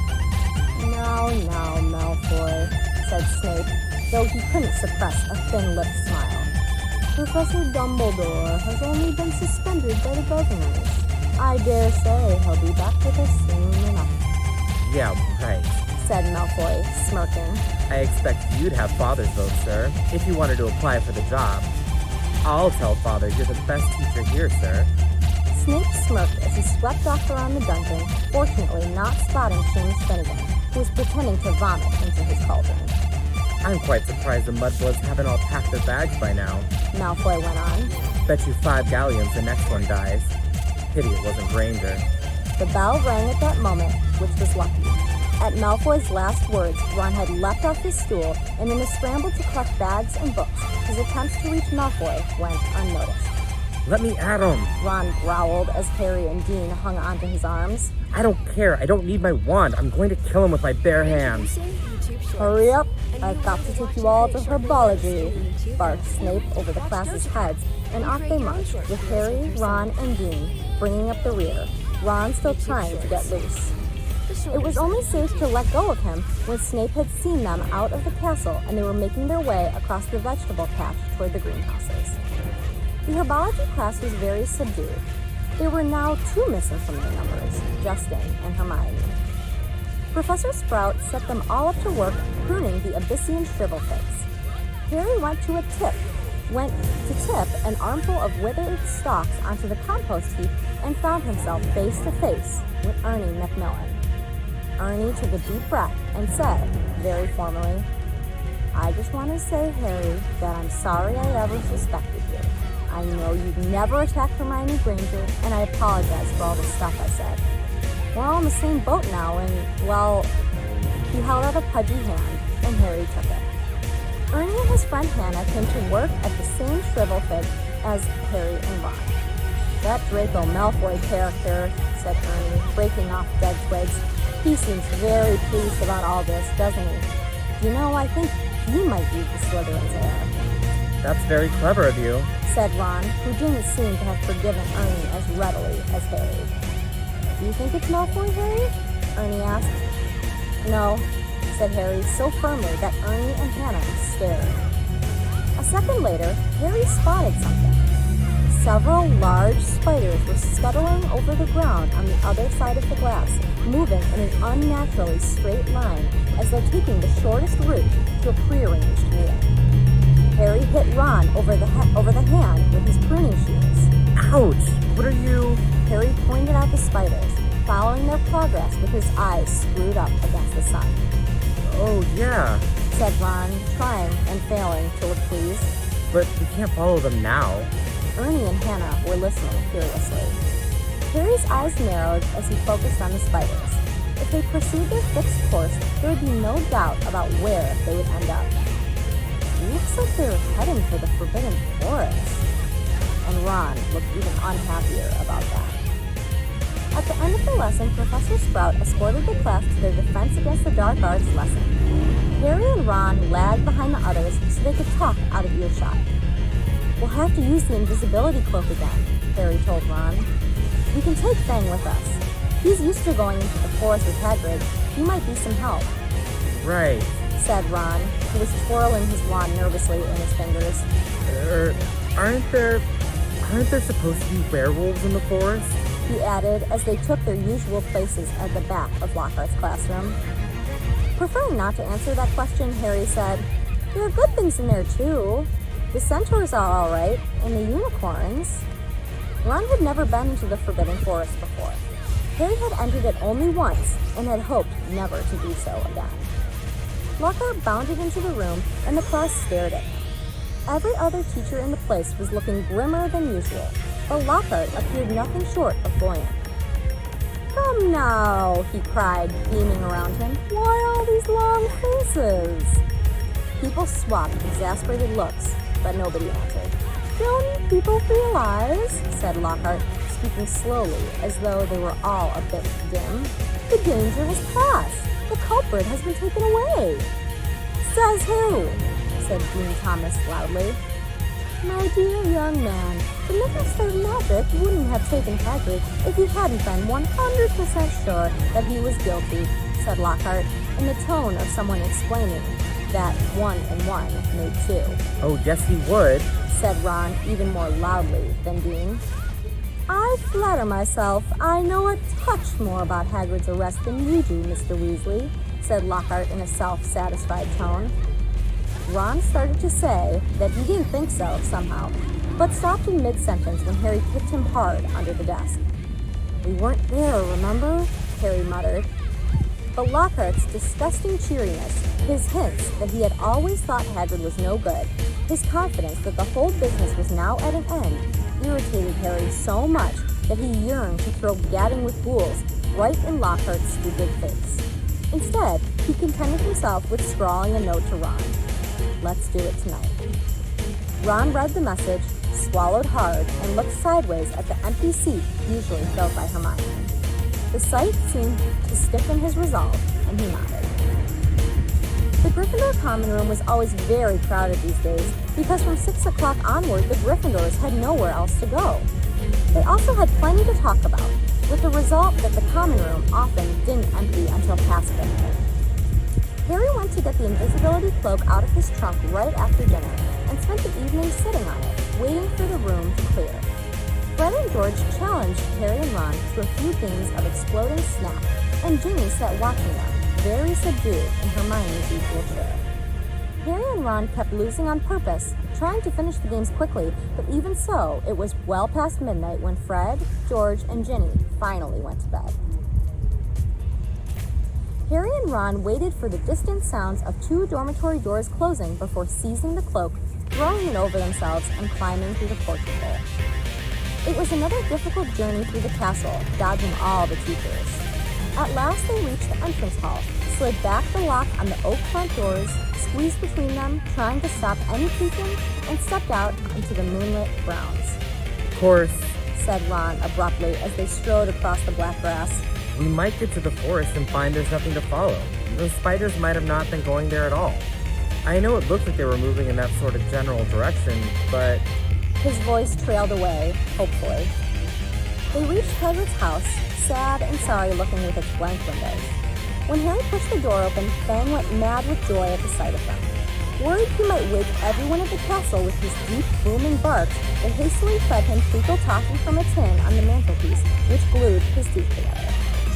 Harry left the invisibility cloak on Hagrid's table. There would be no need for it in the pitch-black forest.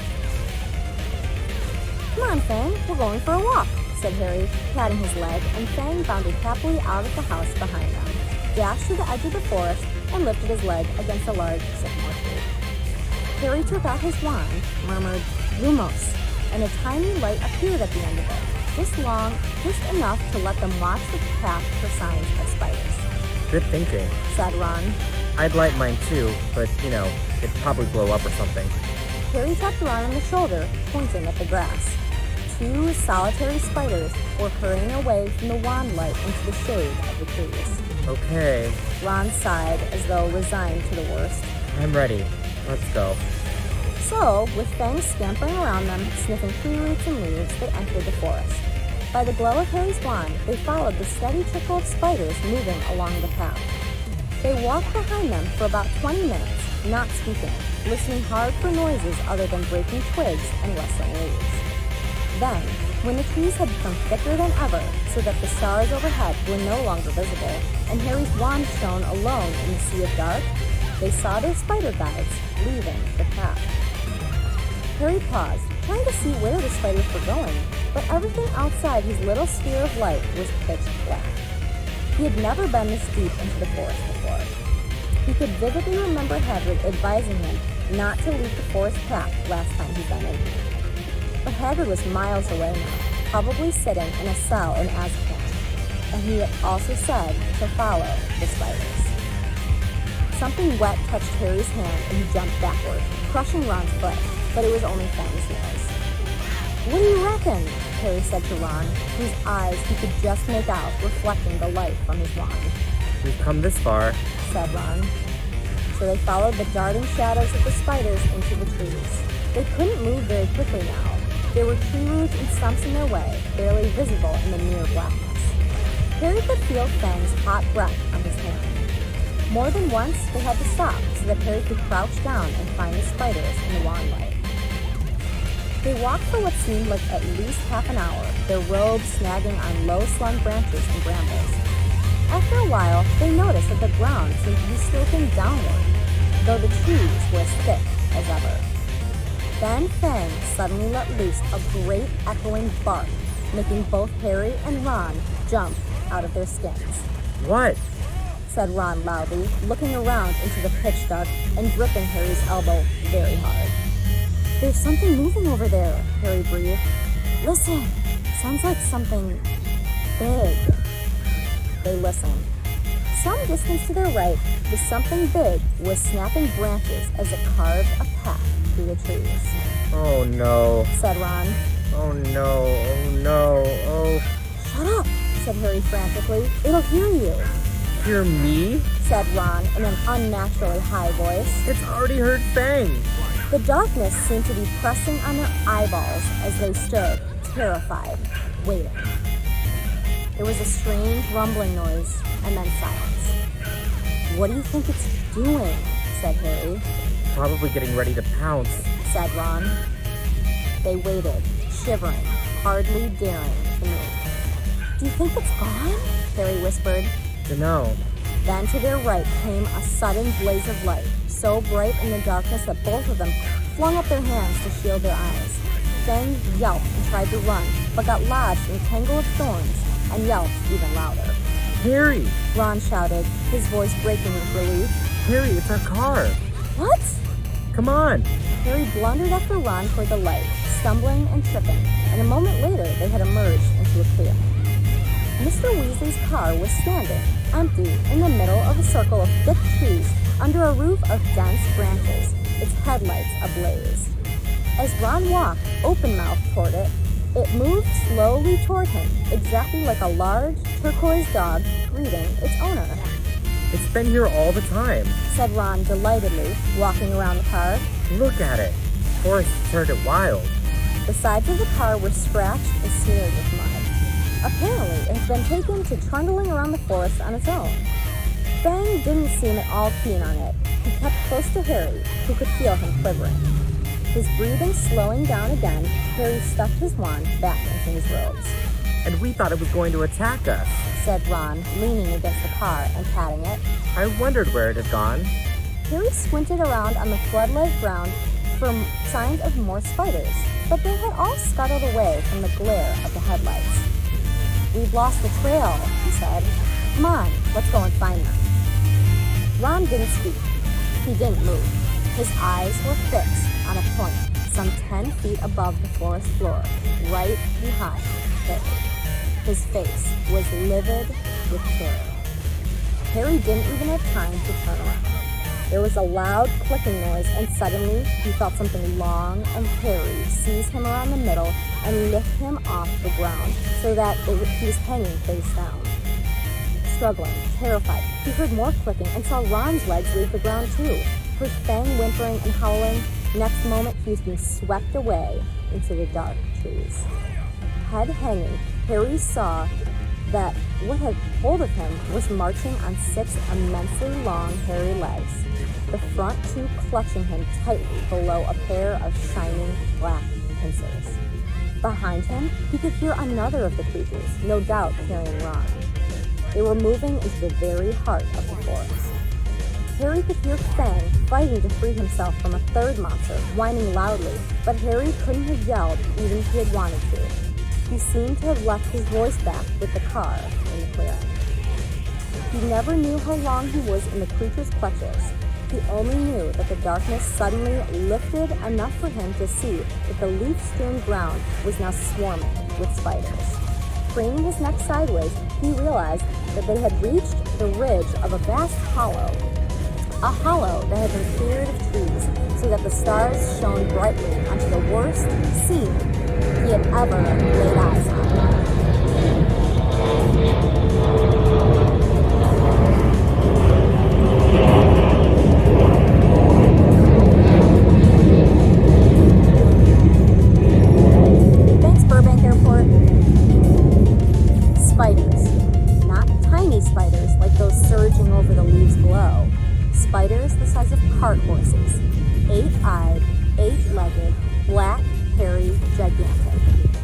massive specimen that was carrying Harry made its way down the steep slope toward a misty, domed web in the very center of the hollow, while its fellows closed in all around it, clicking their pincers excitedly at the sight of its load.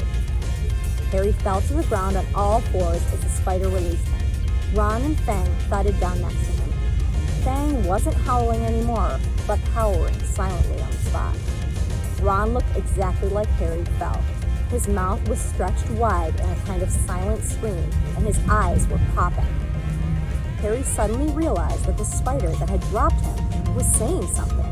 It had been hard to tell, because he clicked his pincers with every word he spoke. "Aragog!" it called, "Aragog!" And from the middle of the misty domed web, a spider the size of a small elephant emerged, very slowly. There was gray in the black of his body and legs, and each of the eyes on his ugly pincered head was milky white. He was blind. What is it? He said, clicking his pincers rapidly. "Men!" clicked the spider, who had caught Harry. Is it Hagrid? Said Aragog, moving closer, his 8 milky eyes wandering vaguely. "Strangers!" clicked the spider, who had brought Ron. Kill them. Clicked Aragog fretfully. I was sleeping. "We're friends of Hagrid's!" Harry shouted.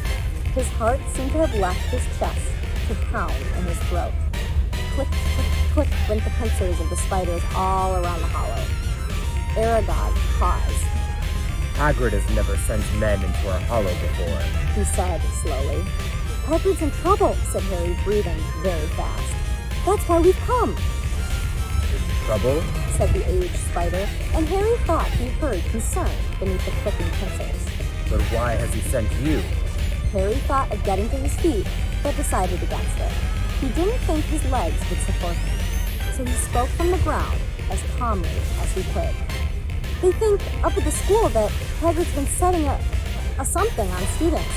They've taken him to Azkaban." Aragog clicked his pincers furiously, and all around the hollow the sound was echoed by the crowd of spiders. It was like applause, except applause didn't usually make Harry feel sick with fear. But that was years ago, said Aragog fretfully. Years and years ago. I remember it well. That's why they made him leave the school. They believed that I was the monster that dwells in what they call the Chamber of Secrets. They thought that Hagrid had opened the chamber and set me free. "And you didn't come from the Chamber of Secrets?" said Harry, who could feel cold sweat on his forehead. I, said Aragog, clicking angrily. I was not born in the castle. I come from a distant land. A traveler gave me to Hagrid when I was an egg. Hagrid was only a boy, but he cared for me, hidden in a cupboard in the castle, feeding me on scraps from a table. Hagrid is my good friend and a good man. When I was discovered and blamed for the death of a girl, he protected me. I have lived here in the forest ever since, where Hagrid still visits me. He even found me a wife, Mosag, and you see how our family has grown, all through Hagrid's goodness. Harry summoned what remained of his courage. "So you never attacked anyone?" Never. Croaked the old spider. It would have been in my instincts, but out of respect for Hagrid, I never harmed a human. The body of the girl who was killed was discovered in a bathroom. I never saw any part of the castle but the cupboard in which I grew up. Our kind liked the dark and the quiet. "But then, do you know what did kill that girl?" said Harry. "Because whatever it is, it's back and attacking people again." His words were drowned by a loud outbreak of clicking and the rustling of many long legs shifting angrily. Large black shapes shifted all around him. The thing that lives in the castle, said Aragog, is an ancient creature whose spiders fear above all others. Well do I remember how I pleaded with Hagrid to let me go when I sensed the beast moving about the school. "What is it?" said Harry urgently. More loud clicking, more rustling. The spiders seemed to be closing in. "We do not speak of it," said Aragog fiercely. "We do not name it. I never even told Hagrid the name of that dread creature, though he asked me many times." Harry didn't want to press the subject, not with the spiders pressing closer on all sides. Aragog seemed to be tired of talking.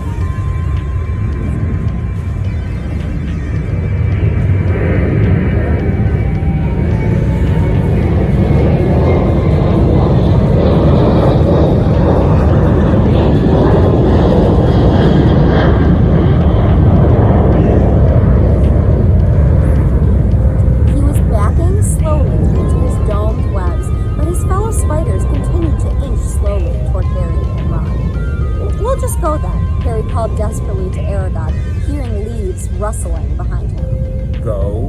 Said Aragog slowly. I think not. But... My sons and daughters do not harm Hagrid on my command, but I cannot deny them fresh meat when it wanders so willingly into our midst. Goodbye, friend of Hagrid. Harry spun around. Feet away, towering above him, was a solid wall of spiders, clicking, their many eyes gleaming in their ugly black heads. Even as he reached for his wand, Harry knew it was no good. There were too many of them. But as he tried to stand, ready to die fighting, a loud, long note sounded, and a blaze of light flamed through the hollow.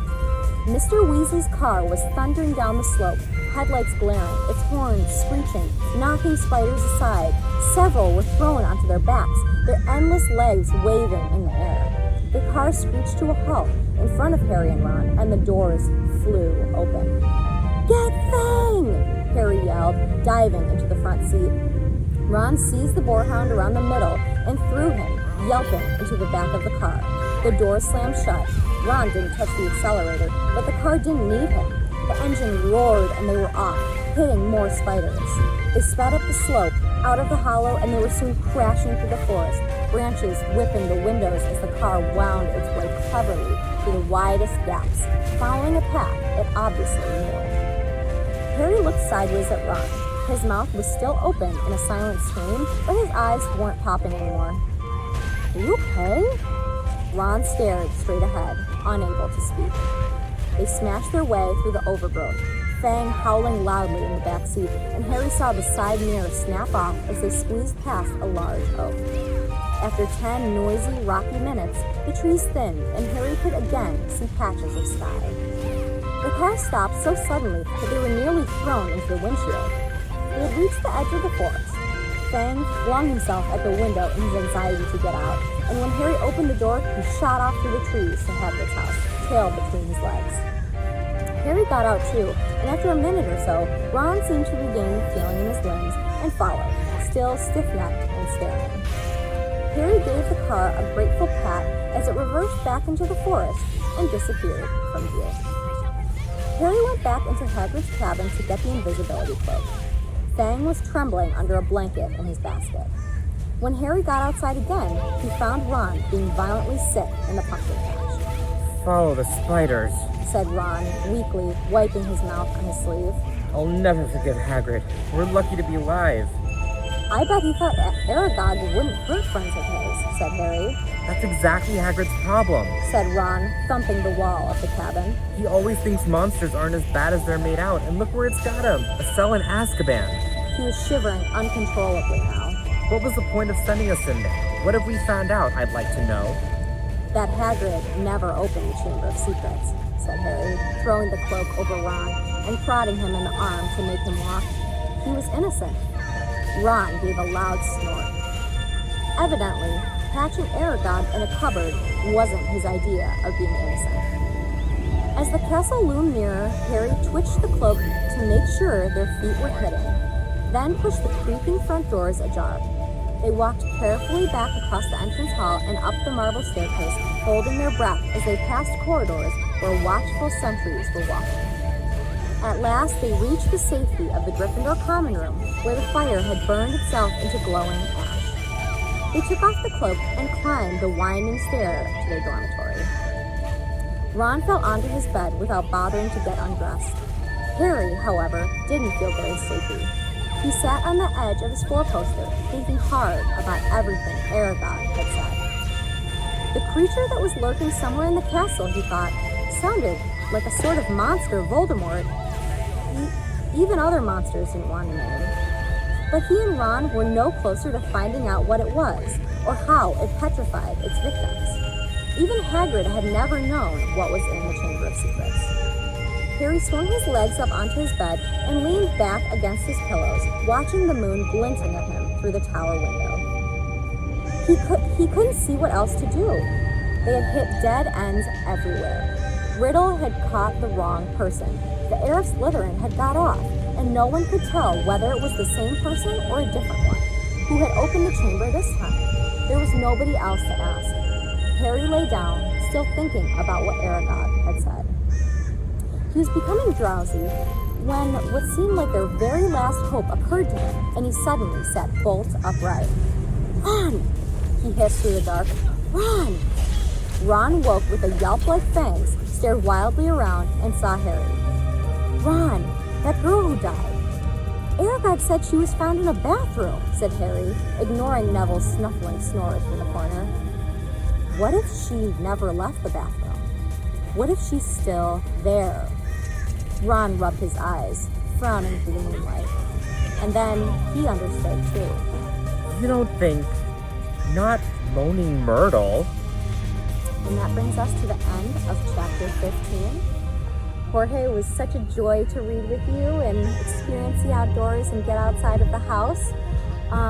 Join me tomorrow for chapter 16. We are about 2 chapters away from finishing our book, so stay tuned, enjoy, and happy reading. Hi everyone, Mrs. Jones here, back from a little hiatus. We are continuing to read Harry Potter and the Chamber of Secrets by J.K. Rowling.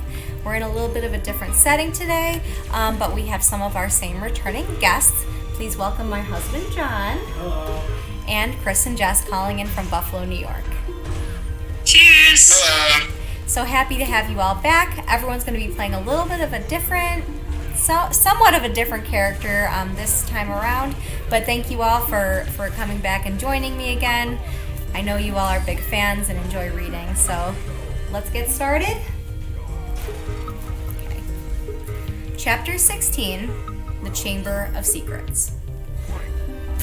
All those times we were in that bathroom and she was just 3 toilets away. Said Ron bitterly at breakfast next day. And we could have asked her, and now... It had been hard enough trying to look for spiders. Escaping their teachers long enough to sneak into a girl's bathroom, the girls' bathroom, moreover, right next to the scene of the first attack, was going to be almost impossible. But something happened in their first lesson, Transfiguration, that drove the Chamber of Secrets out of their minds for the first time in weeks. 10 minutes into the class, Professor McGonagall told them that their exams would start on the 1st of June, 1 week from today. Exams? Howled Seamus Finnegan. We're still getting exams? There was a loud bang behind Harry as Neville Longbottom's wand slipped, vanishing one of the legs on his desk. Professor McGonagall restored it with a wave of her own wand and turned, frowning, to Seamus. The whole point of keeping the school open at this time is for you to receive your education. She said sternly. The exams will therefore take place as usual, and I trust you're all studying hard. Studying hard? It had never occurred to Harry that there would be exams with the castle in this state. There was a great deal of mutinous muttering around the room, which made Professor McGonagall scowl even more darkly. Professor Dumbledore's instructions were to keep the school running as normally as possible, she said. And that, I need hardly point out, means finding out how much you've learned this past year. Harry looked down at the pair of white rabbits he was supposed to be turning into slippers. What had he learned so far this year? He couldn't seem to think of anything that would be useful in an exam. Harry looked as though he'd just been told he had to go and live in the Forbidden Forest. Can you imagine me taking exams with this? He asked Harry, holding up his wand, which had just started whistling loudly. 3 days before their first exam, Professor McGonagall made another announcement at breakfast. I have good news, she said, and the Great Hall, instead of falling silent, erupted. Dumbledore's coming back! Several people yelled joyfully. You've caught the heir of Slytherin! Squealed a girl at the Ravenclaw table. Quidditch matches are back on! Roared Wood excitedly. When the hubbub had subsided, Professor McGonagall said, Professor Sprout has informed me that the mandrakes are ready for cutting at last. Tonight, we will be able to revive those who have been petrified. I need hardly remind you all that one of them may well be able to tell us who or what attacked them. I am hopeful that this dreadful year will end with us catching the culprits. There was an explosion of cheering. Harry looked over at the Slytherin table and wasn't at all surprised to see that Draco Malfoy hadn't joined in. Ron, however, was looking happier than he looked in days. It won't matter that we never asked Myrtle then, He said to Harry. Hermione will probably have all the answers when they wake her up. Mind you, she'll go crazy when she finds out we've got exams in 3 days' time. She hasn't studied. It might be kinder to leave her where she is till they're over. Just then, Ginny Weasley came over and sat down next to Ron. She looked tense and nervous, and Harry noticed that her hands were twisting in her lap. What's up? Said Ron, helping himself to more porridge. Ginny didn't say anything, but glanced up and down the Gryffindor table with a scared look on her face that reminded Harry of someone, though he couldn't think who. Spit it out! Said Ron, watching her. Harry suddenly realized who Ginny looked like. She was rocking backward and forward slightly in her chair, exactly like Dobby did when he was teetering on the edge of revealing forbidden information.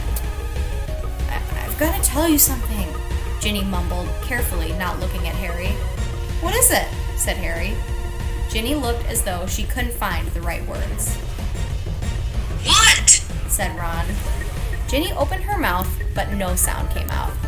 Harry leaned forward and spoke quietly so that only Ginny and Ron could hear him. Is it something about the Chamber of Secrets? Have you seen something? Someone acting oddly? Ginny drew a deep breath, and at that precise moment, Percy Weasley appeared, looking tired and wan. You finished eating. I'll take that seat, Ginny.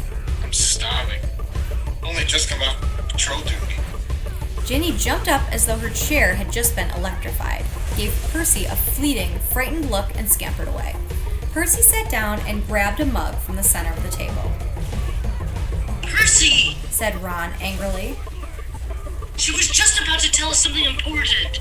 Halfway through a gulp of tea, Percy choked. What sort of thing? He said, coughing. I just asked her if she'd seen anything odd, and she started to say... That's nothing to do with the Chamber of Secrets. Said Percy at once. How do you know? Said Ron, his eyebrows raised. Well, if you must know, Ginny, walked in on me the other day when I was... Well, never mind. The point is, she spotted me doing something, and I asked her not to mention it to anyone. I must say, I did think she'd keep her word. It's nothing really. I just ran. Harry had never seen Percy look so uncomfortable. What were you doing, Percy? Said Ron, grinning. Go on, tell us. We won't laugh. Percy didn't smile back. Pass me those rolls, Harry. I'm starving. Harry knew the whole mystery might be solved tomorrow without their help, but he wasn't about to pass up a chance to speak to Myrtle if it turned up. And to his delight it did, mid-morning, when they were being led to History of Magic by Gilderoy Lockhart.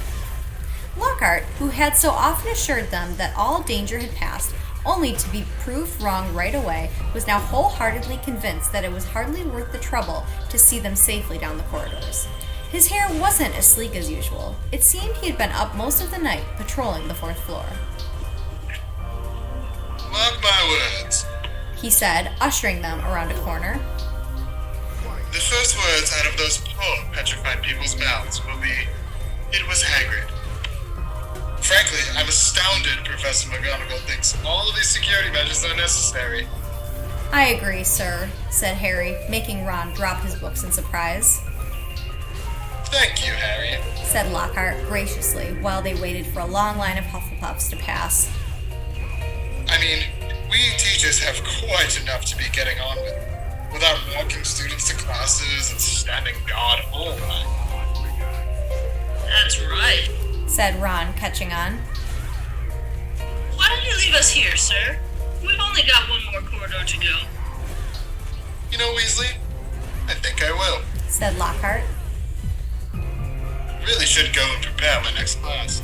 And he hurried off. Prepare his class. Ron sneered after him. Going to curl his hair more like. They let the rest of the Gryffindors draw ahead of them, then darted down a side passage and hurried off toward Moaning Myrtle's bathroom. But just as they were congratulating each other on their brilliant scheme... Potter! Weasley! What are you doing? It was Professor McGonagall, and her mouth was the thinnest of thin lines. We were... Ron stammered. We were going to go and see... Hermione, said Harry. Ron and Professor McGonagall both looked at him. We haven't seen her for ages, Professor, Harry went on hurriedly, treading on Ron's foot, and we thought we'd sneak into the hospital wing, and tell her the mandrakes are nearly ready, and, not to worry. Professor McGonagall was still staring at him, and for a moment, Harry thought she was going to explode. But when she spoke, it was a strangely croaky voice. Of course, she said, and Harry, amazed, saw a tear glistening in her beady eye. Of course. I realize this has all been the hardest on those friends of those who have been. I quite understand. Yes, Potter, of course you may visit Miss Granger. I will inform Professor Binns where you're gone. Tell Madame Pomfrey I have given my permission. Harry and Ron walked away, hardly daring to believe that they'd avoided detention. As they turned the corner, they distinctly heard Professor McGonagall blow her nose.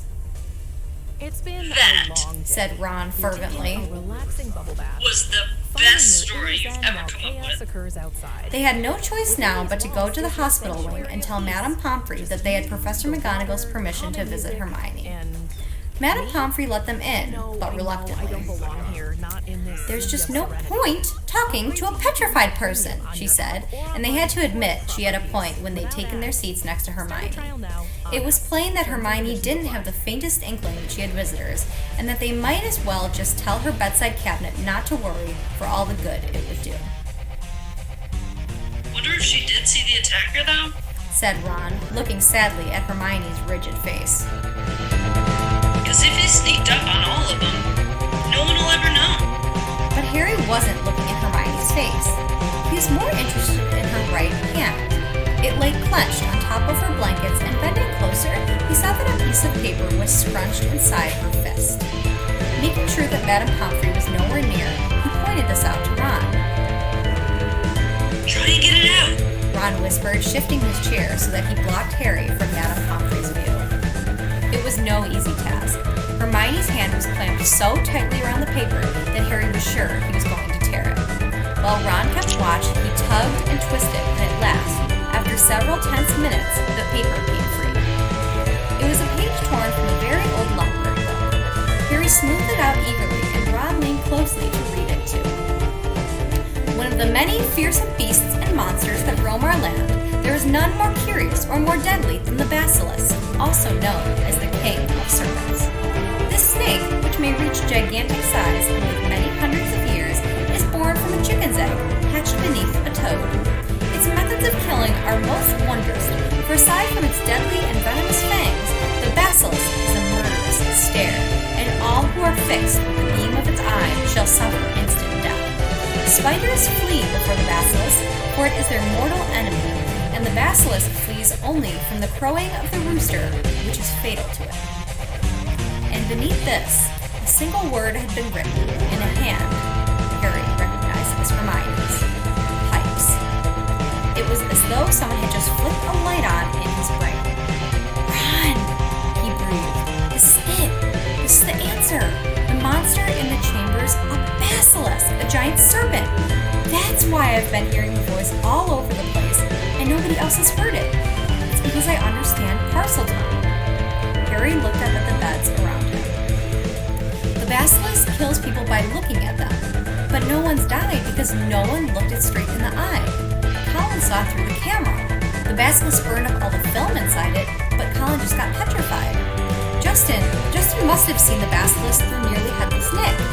Nick got the full blast of it, but he couldn't die again. And Hermione and the Ravenclaw prefect were found with a mirror next to them. Hermione had just realized the monster was a basilisk.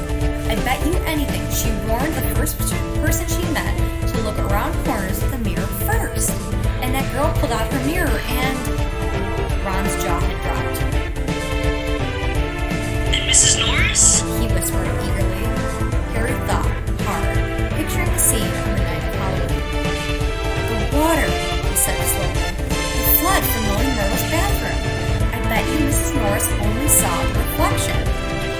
scanned the page in his hand. The more he looked at it, the more it made sense. The basilisk flees only from the crowing of the rooster, which is fatal to it, he read aloud. Hagrid's roosters were killed. The heir of Slytherin didn't want one anywhere near the castle once the chamber was open. Spiders flee before the basilisk. It all fits. But how's the basilisk been getting around the place? Said Ron. A giant snake. Someone would have seen. Harry, however, pointed at the word Hermione had scribbled at the foot of the page. Pipes, he said. Pipes. Ron, it's been using the plumbing. I've been hearing that voice inside the walls. Ron suddenly grabbed Harry's arm. The entrance to the Chamber of Secrets, he said hoarsely. What if it's a bathroom? What if it's in... Moaning Myrtle's bathroom, said Harry. They sat there, excitement coursing through them, hardly able to believe it. This means, said Harry, I can't be the only Parselmouth in the school. The heir of Slytherin's one too. That's how he's been controlling the basilisk. What are we going to do? Said Ron, whose eyes were flashing. Should we go straight to McGonagall? Let's go to the staff room, said Harry, jumping up. She'll be there in 10 minutes. It's nearly break. They ran downstairs. Not wanting to be discovered hanging around in another corridor, they went straight into the deserted staff room. It was a large, paneled room full of dark wooden chairs. Harry and Ron paced around it, too excited to sit down. But the bell to signal break never came. Instead, echoing through the corridors came Professor McGonagall's voice, magically magnified. All students return to the house dormitories at once. All teachers return to the staff room immediately, please. Harry wheeled around to stare at Ron. Not another attack. Not now? We do, said Ron, aghast. Go back to the dormitory? No, said Harry, glancing around. There was an ugly sort of wardrobe to his left, full of the teacher's books. In here. Let's hear what it's all about. Then we can tell them what we found out. They hid themselves inside it, listening to the rumbling of hundreds of people moving overhead and the staff room door banging open. From between the musty folds of the cloaks, they watched the teachers filtering into the room. Some of them were looking puzzled, others downright scared. Then Professor McGonagall arrived. It has happened. She told the silent staff room. A student has been taken by the monster right into the chamber itself. Professor Flitwick let out a squeal. Professor Sprout clapped her hands over her mouth. Snape gripped the back of a chair very hard and said, How can you be sure? The heir of Slytherin, said Professor McGonagall, who was very white. Left another message right beneath the first one. Her skeleton will lie in the chamber forever. Professor Flitwick burst into tears. Who is it? Said Madame Hooch, who had sunk weak-kneed into a chair. Which student? Ginny Weasley, said Professor McGonagall. Harry felt Ron slide silently down to the wardrobe floor beside him. We shall have to send all the students home tomorrow, said Professor McGonagall. This is the end of Hogwarts. Dumbledore always said. The staff room door banged open again. For one wild moment, Harry was sure it would be Dumbledore, but it was Lockhart, and he was beaming. So sorry. Dozed off. What have I missed? He didn't seem to notice that the other teachers were looking at him with something remarkably like hatred. Snape stepped forward. Just the man, he said. The very man. A girl has been snatched by the monster, Lockhart, taken to the Chamber of Secrets itself. Your moment has come at last. Lockhart blanched. That's right, Gilderoy, chipped in Professor Sprout. Weren't you saying just last night that you've known all along where the entrance to the Chamber of Secrets is? Sputtered Lockhart. You didn't... Yes, didn't you tell me you were sure you knew what was inside it? Piped up Professor Flitwick. Did I? I don't recall. I certainly remember you saying you were sorry you hadn't had a crack at the monster before Hagrid was arrested, said Snape. Didn't you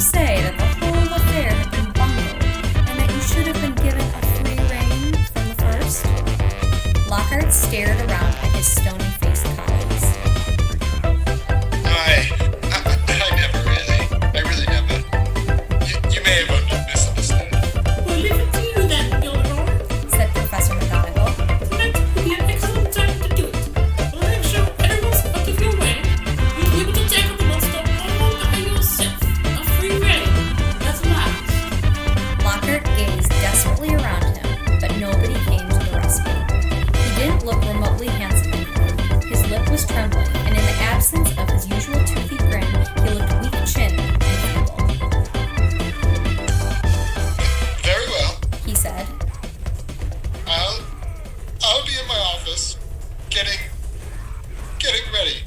And he left the room. Right. Said Professor McGonagall, whose nostrils were flared. That's got him out from under our feet. The heads of houses should go and inform the students what is happened.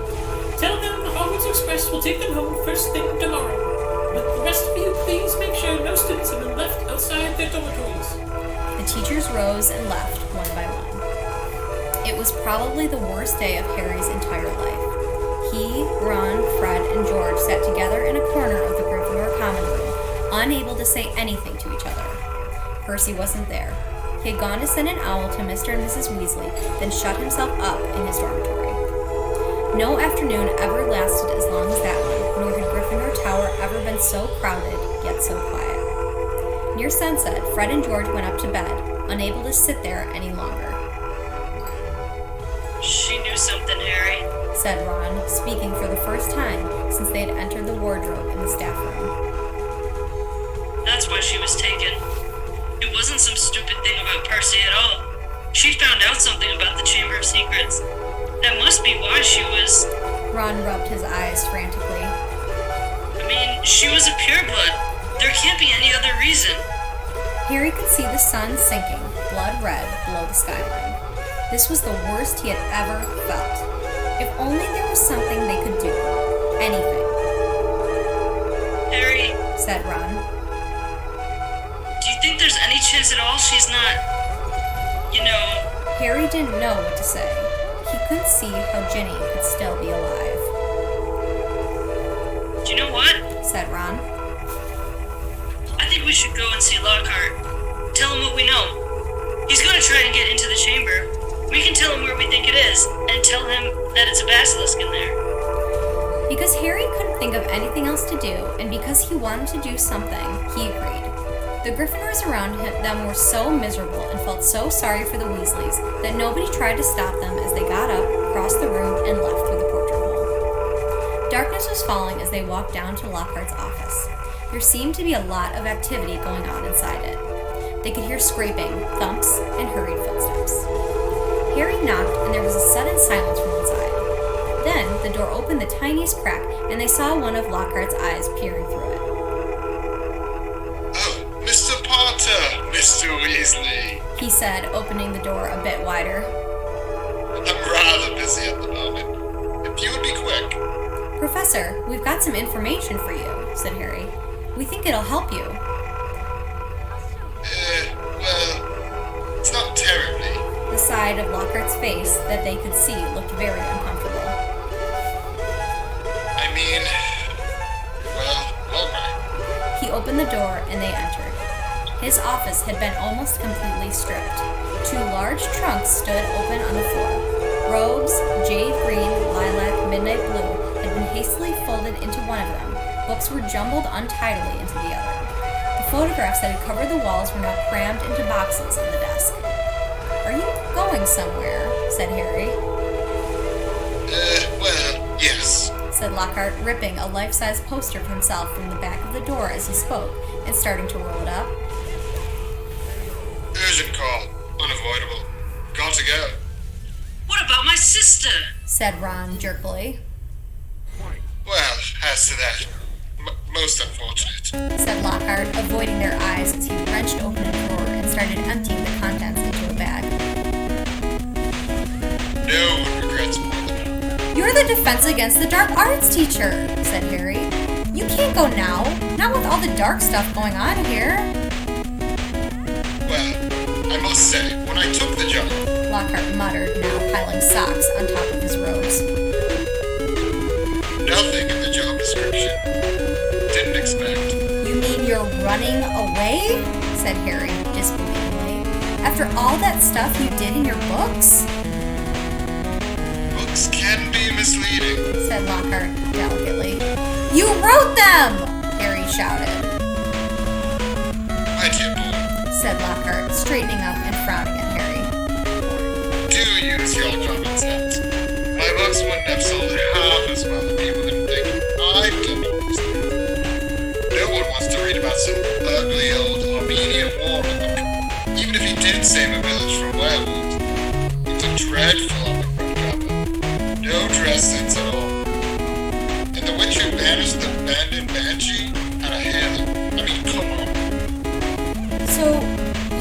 taking credit for what a load of other people have done? Said Harry incredulously. Harry, said Lockhart, shaking his head impatiently. it's not nearly as simple as that. There was work involved. I had to track those people down, ask them exactly how they managed to do what they did. Then I had to put a memory job on them so they wouldn't remember doing it. If there's one thing I pride myself on, it's memory jobs. No, it's been a lot of work, Harry. It's not all book signings and publicity photos, you know. You want fame, you have to be prepared for a long, hard slog. He banged the lids of his trunks shut and locked them. Let's see. He said. I think that's everything. Yes, only one thing left. He pulled out his wand and turned to them. Awfully sorry, guys, but I'll have to put a memory job on, you know. Can't have you blabbing my secrets all over the place. I'd never sell another book. Harry reached his wand just in time. Lockhart had barely raised his when Harry bellowed, "Expelliarmus!" Lockhart was blasted backward, falling over his trunk. His wand flew high into the air. Ron caught it and flung it out of the open window.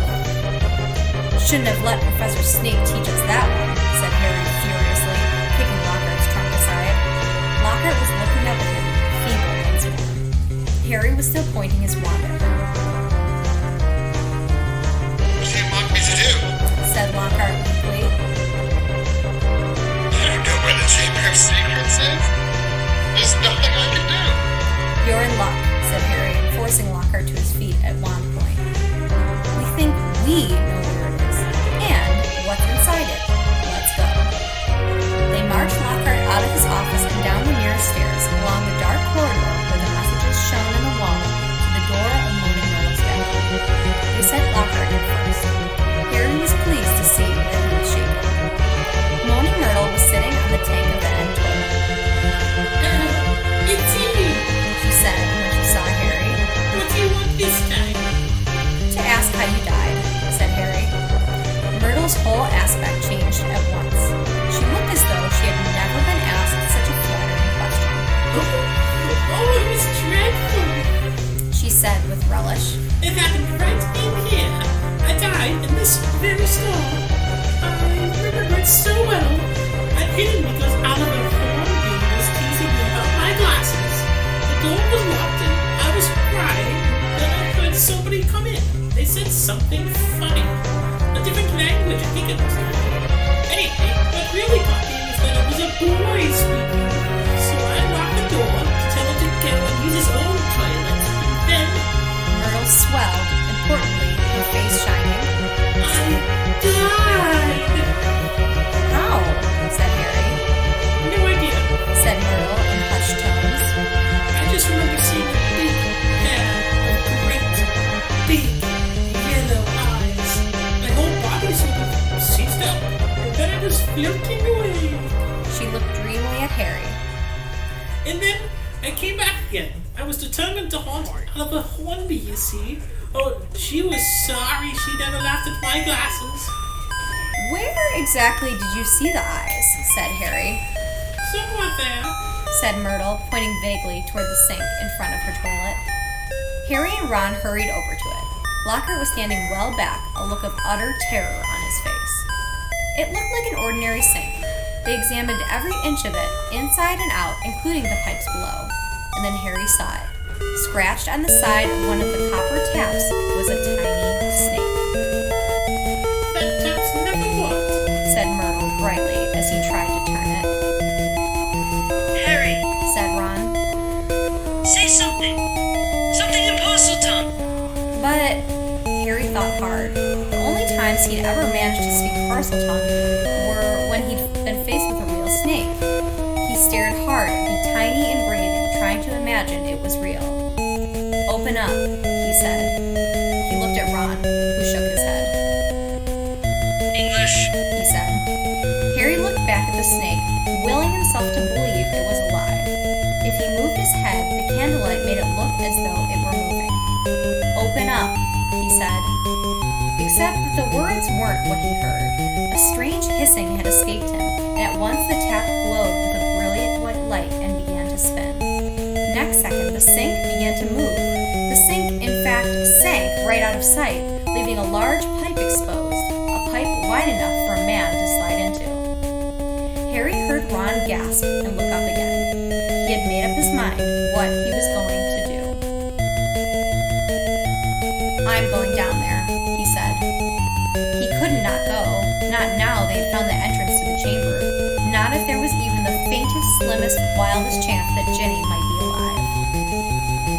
Me too, Said Ron. There was a pause. Well, you hardly seem to be me. Said Lockhart with a shadow of his old smile. I'll just... He put his hand on the doorknob, but Ron and Harry both pointed their wands at him. you can go first. Ron snarled.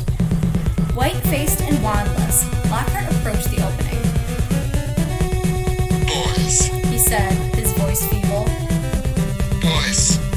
What good will it do? Harry jabbed him in the back with his wand. Lockhart slid his legs into the pipe. I really don't think... He started to say, but Ron gave him a push and he slid out of sight. Harry followed quickly. He lowered himself slowly into the pipe and then let go. It was like rushing down an endless, slimy, dark slide. He could see more pipes branching off in all directions, but none as large as theirs, which twisted and turned, sloping steeply downward, and he knew that he was falling deeper below the school than even the dungeons. Behind him, he could hear Ron thudding slightly in the curves. And then, just as he'd begun to worry about what would happen when he hit the ground, the pipe leveled out, and he shot out of the end with a wet thud, landing on the damp floor of a dark stone tunnel large enough to stand in. Lockhart was getting to his feet a little ways away, covered in slime and white as a ghost. Harry stood aside as Ron came whizzing out of the pipe tube. "We must be miles under the school," said Harry, his voice echoing in the black tunnel. Under the lake, probably, said Ron, squinting around at the dark, slimy walls. All three of them turned to stare into the darkness ahead. "Lumos," Harry muttered to his wand, and it lit again. "Come on," he said to Ron and Lockhart, and off they went, their footsteps slapping loudly on the wet floor. The tunnel was so dark they could only see a little distance ahead. Their shadows on the wet walls looked monstrous in the lamplight. "Remember," Harry said quietly as they walked cautiously forward, "any sign of movement, close your eyes right away." But the tunnel was quiet as the grave, and the first unexpected sound they heard was a loud crunch as Ron stepped on what turned out to be a rat skull. Harry lowered his wand to look at the floor and saw that it was littered with small animal bones. Trying very hard not to imagine what Ginny might look like if they found her, Harry led the way forward, around a dark bend in the tunnel. Harry, there's something up there. Said Ron, hoarsely, grabbing Harry's shoulder. They froze, watching. Harry could just see the outline of something huge and curved, lying right across the tunnel. It wasn't moving. "Maybe it's asleep," he breathed, glancing back at the other two. Lockhart's hands were pressed over his eyes. Harry turned back to look at the thing, his heart beating so fast it hurt. Very slowly, his eyes as narrow as he could make them and still see, Harry edged forward, his wand held high. The light slid over a gigantic snakeskin of a vivid, poisonous green, lying curled and empty across the tunnel floor. The creature that had shed it must have been 20 feet long, at least. Blimey. Said Ron, weakly. There was a sudden movement behind them. Gilderoy Lockhart's knees had given way. Get up. Said Ron, sharply pointing his wand at Lockhart. Lockhart got to his feet, then he dived at Ron, knocking him to the ground. Harry jumped forward, but too late. Lockhart was straightening up, panting. Ron's wand in his hand and a gleaming smile back on his face. The adventure ends here, boys. He said. I shall take a bit of this skin back up to the school. Tell them I was too late to save the girl, and that you two tragically lost your minds at the sight of her mangled body. Say goodbye to your memories.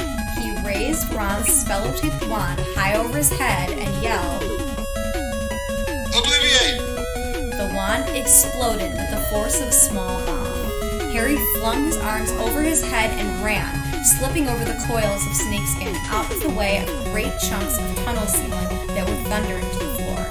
Next moment, he was standing alone, gazing at a solid wall of broken rock. "Run!" he shouted. "Are you okay? Run!"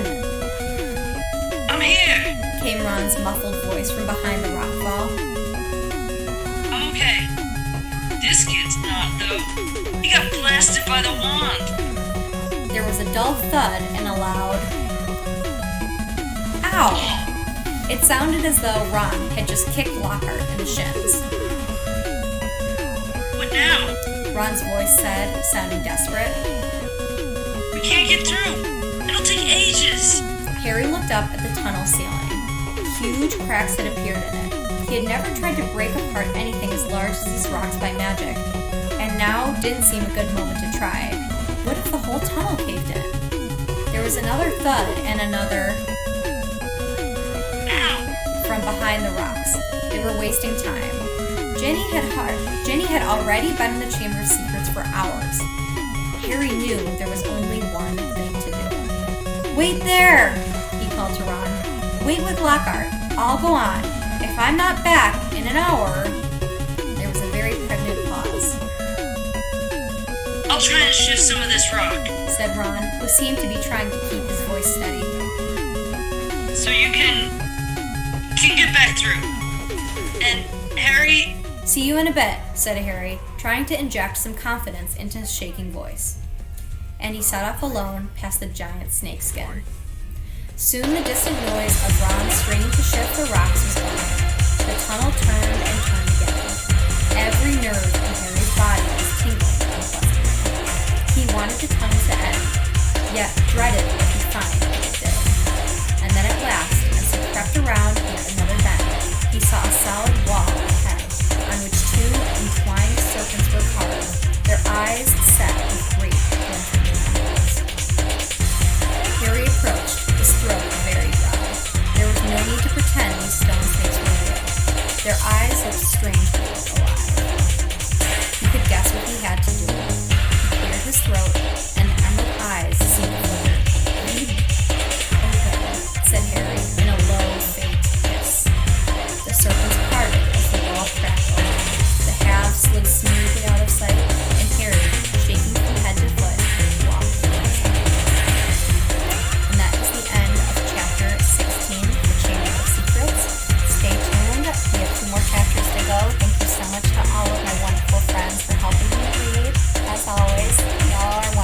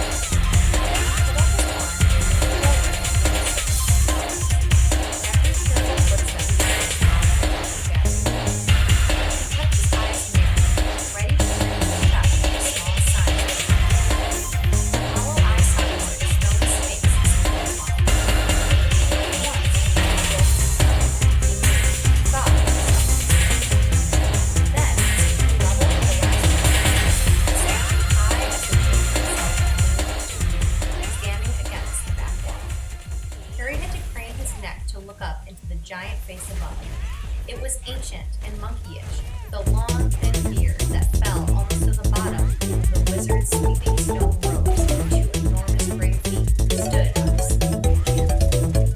and between the feet, face down, lay a small black-robed figure with flaming red hair. "Ginny!" Harry muttered, sprinting to her and dropping to his knees. "Ginny, don't be dead. Please don't be dead." He flung his wand aside, grabbed Ginny's shoulders, and turned her. Her face was white as marble and as cold, yet her eyes were closed, so she wasn't petrified. "She must be. Ginny, please wake up!" Harry muttered, desperately shaking her. Ginny's head lolled hopelessly from side to side. She won't wake. Said a soft voice. Harry jumped and spun around on his knees. A tall, black-haired boy was leaning against the nearest pillar watching him. He was strangely blurred around the edges, as though Harry was looking at him through a misted window. But there was no mistaking him. Tom Riddle? Riddle nodded, not taking his eyes off Harry's face. "What do you mean she won't wake?" Harry said desperately. She's not. She's still alive. Said Riddle. Only just. Harry stared at him. Tom Riddle had been at Hogwarts 50 years ago, yet here he stood, a weird, misty light shining about a day older than 16. "Are you a ghost?" Harry said uncertainly. A memory. Said Riddle quietly. Preserved in a diary for 50 years. He pointed toward the floor near the statue's giant toes. Lying open there was the little black diary Harry had found in the morning he went back. For a second, Harry wondered how it had got there, but there were more pressing matters to deal with. "You've got to help me, Tom," Harry said, raising Ginny's head again. "We've got to get her out of here. There's a basilisk. I don't know where it is, but it could be along at any moment. Please help me." Riddle didn't move. Harry, sweating, managed to hoist Ginny half off the floor and bent to pick up his wand again. But his wand had gone. "Did you see?" He looked up. Riddle was still watching him, twirling Harry's wand between his long fingers. "Thanks," said Harry, stretching out his hand for it. A smile curled the corners of Riddle's mouth. He continued to stare at Harry, twirling the wand idly. "Listen," said Harry urgently, his knees sagging with Ginny's dead weight. "We've got to go! If the basilisk comes," It won't come until it's called. said Riddle calmly. Harry lowered Ginny back onto the floor, unable to hold her up any longer. "What do you mean?" he said. "Look, give me my wand. I might need it." Riddle's smile broadened. You won't be needed. He said. Harry stared at him. "What do you mean I won't be?" I've waited a long time for this, Harry Potter. said Riddle. For the chance to see you, to speak to you. "Look," said Harry, losing patience, "I don't think you get it. We're in the Chamber of Secrets. We can talk later," We're going to talk now. said Riddle, still smiling broadly, and he pocketed Harry's wand. Harry stared at him. There was something very funny going on here. "How did Ginny get like this?" he asked slowly, Well, that's an interesting question. said Riddle pleasantly. And quite a long story. I suppose the real reason Ginny reasons like this is because she opened her heart and spilled a lot of secrets to an invisible stranger. "What are you talking about?" said Harry. The diary. Said Riddle. My diary. Little Ginny's been writing in it for months and months, telling me all her pitiful woes and worries, how her brothers teased her, how she had to come to school with second-hand robes, how Riddle's eyes glinted. she didn't think famous, good, great Harry Potter would ever like her. All the time he spoke, Riddle's eyes never left Harry's face. There was an almost hungry look in them. It's very boring having to listen to that silly little troubles of a 11-year-old girl. He went on. But I was patient. I wrote back. I was sympathetic. I was kind. Ginny simply loved me. No one's ever going to understand me like you, Tom.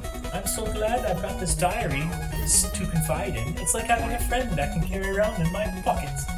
Riddle laughed, a high, cold laugh that didn't suit him. It made the hair stand up on the back of Harry's neck. If I say it myself, Harry, I've always been able to charm the people I needed. So Ginny poured out her soul to me, and her soul happened to be exactly what I wanted. I grew stronger and stronger on a diet of her deepest fears, her darkest secrets. I grew powerful, far more powerful than little Miss Weasley. Powerful enough to start feeding Miss Weasley a few of my secrets, and start pouring a little of my soul back into her. What do you mean? Said Harry, whose mouth had gone very dry. Haven't you guessed it, Harry Potter? Said Riddle softly. Ginny is the Chamber of Secrets. She strangled the school boosters with God, threatening messages on the wall. She set the Serpent of Slytherin and 4 Mudbloods in the Squib's cat. No, Harry whispered. Yes. Said Riddle calmly. Of course, she didn't know she was doing it first. It was very amusing. I wish you could have seen her new diary entries. Far more interesting than they became. Dear Tom, he recited, watching Harry's horrified face. I think I'm losing my memory. There are rooster feathers all over my robes, and I don't know how they got there. Dear Tom, I can't remember what I did on the night of Halloween, when a cat was attacked and I've got pains all down my front. Dear Tom, Percy keeps telling me I'm pale and I'm not myself. I think he suspects me. There was another attack today, and I didn't know where I was. Tom, what am I going to do? I think I'm going mad. I think I'm the one attacking everyone. Tom! Harry's fists were clenched, the nails digging deep into his palms. It took a very long time for stupid little Ginny to stop trusting her diary, said Riddle. And she finally became suspicious and tried to dispose of it. And that's where you came in, Harry. You found it, and I couldn't have been more delighted. Of all the people who could have picked it up, it was you, the very person I was most anxious to meet. And why did you want to meet me? Said Harry.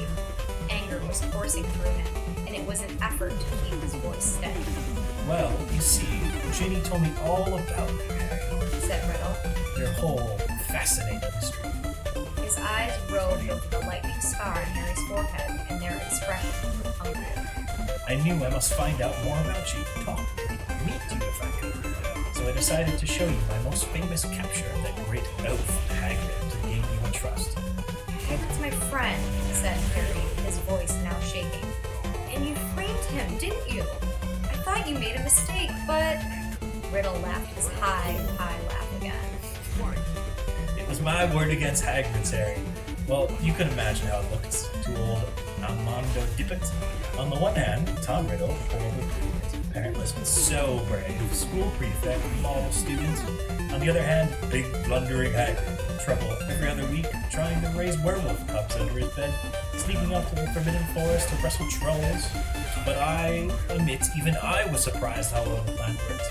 I thought someone must realize Hagrid couldn't possibly be the heir of Slytherin. It's taken me 5 whole years to find out everything I could about the Chamber of Secrets, and discover the secret entrance, as though Hagrid had the brains or the power.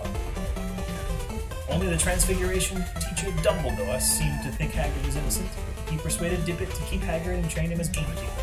Yes, I think Dumbledore might have guessed. Dumbledore never seemed to like me as much as the other teachers did.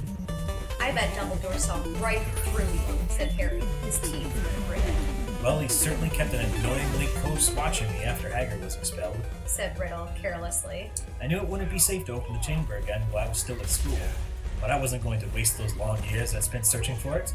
I decided to leave behind a diary, YouTube Music reserving has my upgraded 16-year-old self in playlists. its pages, so that Get one song day suggestions that match your playlist be able to vibe, lead another collaborate with other steps taste to finish notes, Salazar and discover more music with our ready-made playlists Well, you for any haven't moment. finished it, said Explore Harry YouTube triumphantly. Music today. No one's died this time, not even the cat.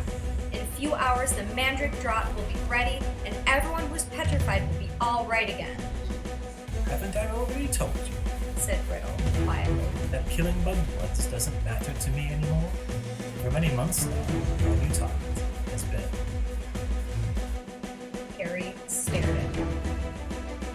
Imagine how angry I was when the next time my diary was opened, it was Ginny who was writing to me, not you. She saw you with the diary you see in the pigment. What if you found out how to work it, and I repeated all our secrets to you? What if, even worse, I told you who'd been strangling roosters?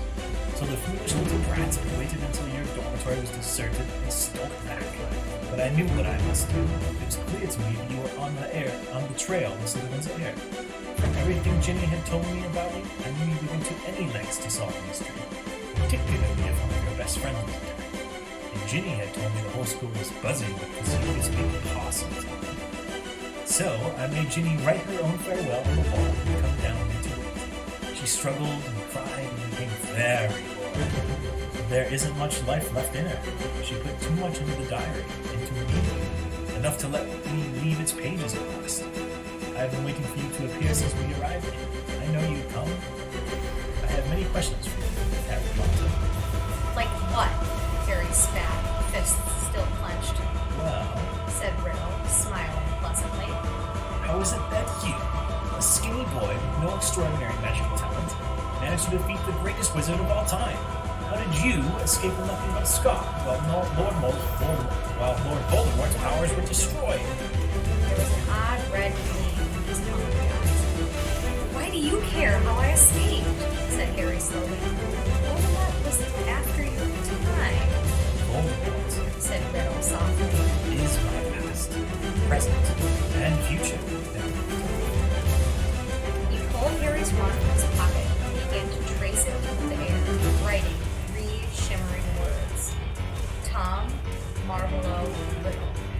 Then he waved the wand once, and the letters of his name rearranged themselves. I am Lord Voldemort. You see, he whispered. It was a name I was already using at Hogwarts to my most intimate friends of course. You think I was going to use my filthy father's name forever? I, in whose veins run the blood of Salazar Slytherin himself, through my mother's side, I keep the name of a foul, common muggle who abandoned me even before I was born, just because he found out his wife was a witch? No, Harry. I fashioned myself a new name. A name I knew wizards everywhere would one day fear to speak. When I had become the greatest sorcerer in the world. Harry's brain seemed to have jammed. He stared numbly at Riddle, at the orphan boy who had grown up to murder Harry's own parents and so many others. At last he forced himself to speak. You're not, he said, his quiet voice full of hatred. Not what? Snapped Riddle. Not the greatest sorcerer in the world, said Harry, breathing fast. Sorry to disappoint you in all that, but the greatest wizard in the world is Albus Dumbledore. Everyone says so.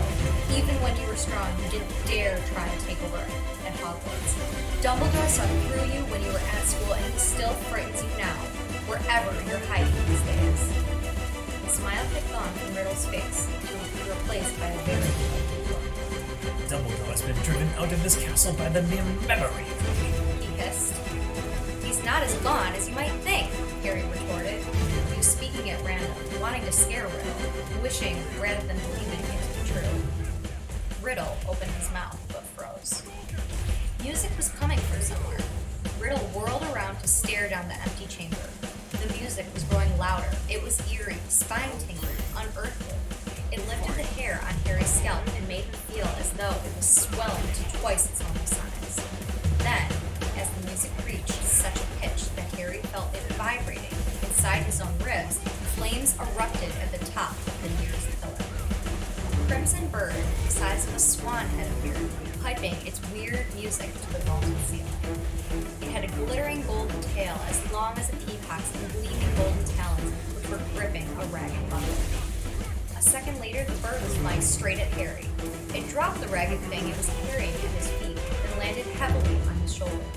As it folded its great wings, Harry looked up and saw it had a long, sharp gold beak and a beautiful black eye. The bird stopped singing. It sat still and warm next to Harry's cheek, gazing steadily at Riddle. That's a phoenix, said Riddle, staring shrewdly back at it. Fox? Harry breathed, and he felt the bird's golden claws squeeze his shoulder gently. That, said Riddle, now eyeing the ragged thing that Fox had dropped. That's the old school sorting hat. So it was.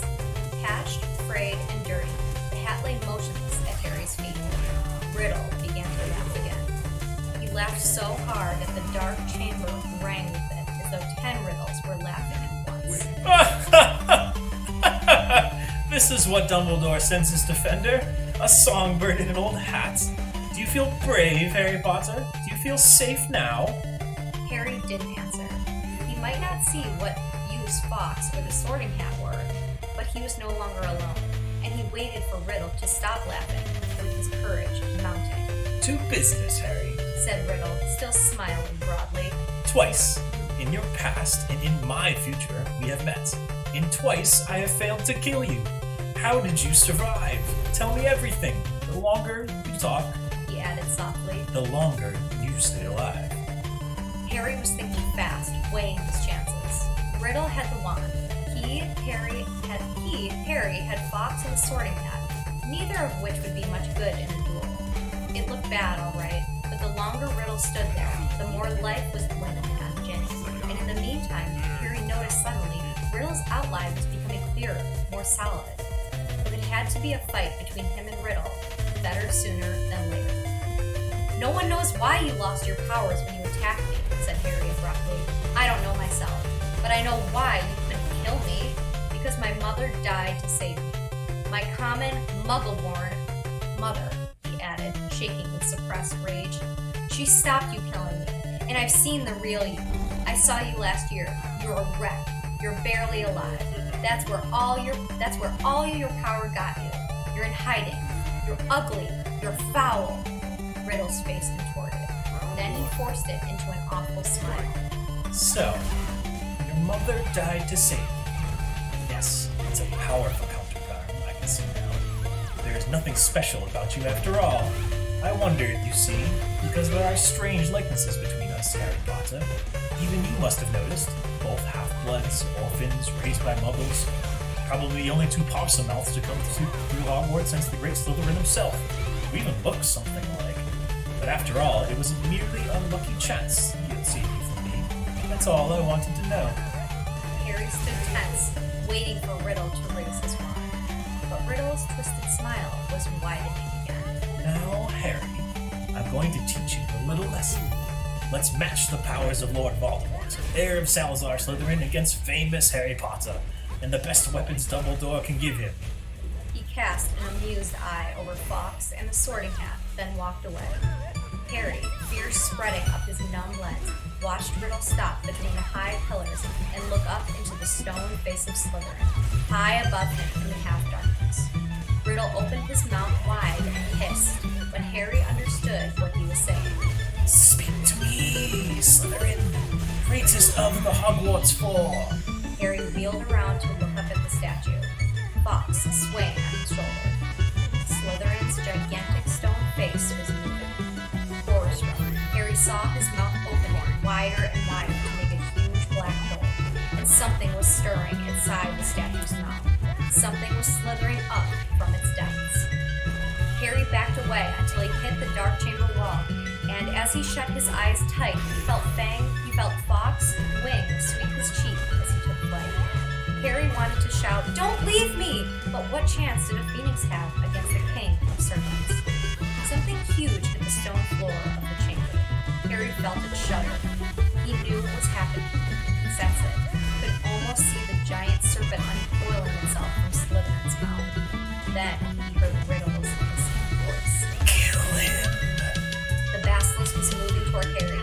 He could hear its heavy body slithering heavily across the dusty floor. Eyes still tightly shut, Harry began to run blindly sideways, his hands outstretched, feeling his way. Voldemort was laughing. Harry tripped. He fell hard onto the stone and tasted blood. The serpent was barely feet from him. He could hear it coming. There was a loud, explosive spitting sound right above him, and then something heavy hit Harry so hard that he was smashed into the wall. Waiting for fangs to sink through his body, he heard more mad hissing, something thrashing wildly off the pillars.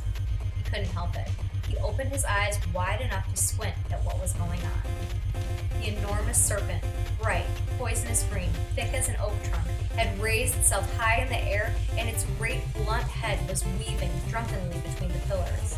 As Harry trembled, ready to close his eyes if it turned, he saw what had distracted the snake. Fox was soaring around its head, and the basilisk was snapping furious at him with fangs long and thin as sabers. Fox dived. His long golden beak sank out of sight, and a sudden shower of dark blood spattered the floor. The snake's tail thrashed, narrowly missing Harry, and before Harry could shut his eyes, it turned. Harry looked straight into its face and saw that its eyes, both its great, bulbous yellow eyes, had been punctured by the phoenix. Blood was streaming to the floor and the snake was spitting in agony. No! Harry heard Riddle screaming. Leave the bird! Leave the bird! The boy's behind you! You can still smell him! Kill him! The blinded serpent swayed, confused, still deadly. Fox was circling its head, piping his eerie song, jabbing here and there at its scaly nose as the blood poured from its ruined eyes. Help me! Help me! Harry muttered wildly. Someone! Anyone! The snake's tail whipped across the floor again. Harry ducked. Something soft hit his face. The basilisk had swept the sorting hat into Harry's arms. Harry seized it. It was all he had left, his only chance. He rammed it onto his head and threw himself flat onto the floor as the basilisk's tail swung over him again.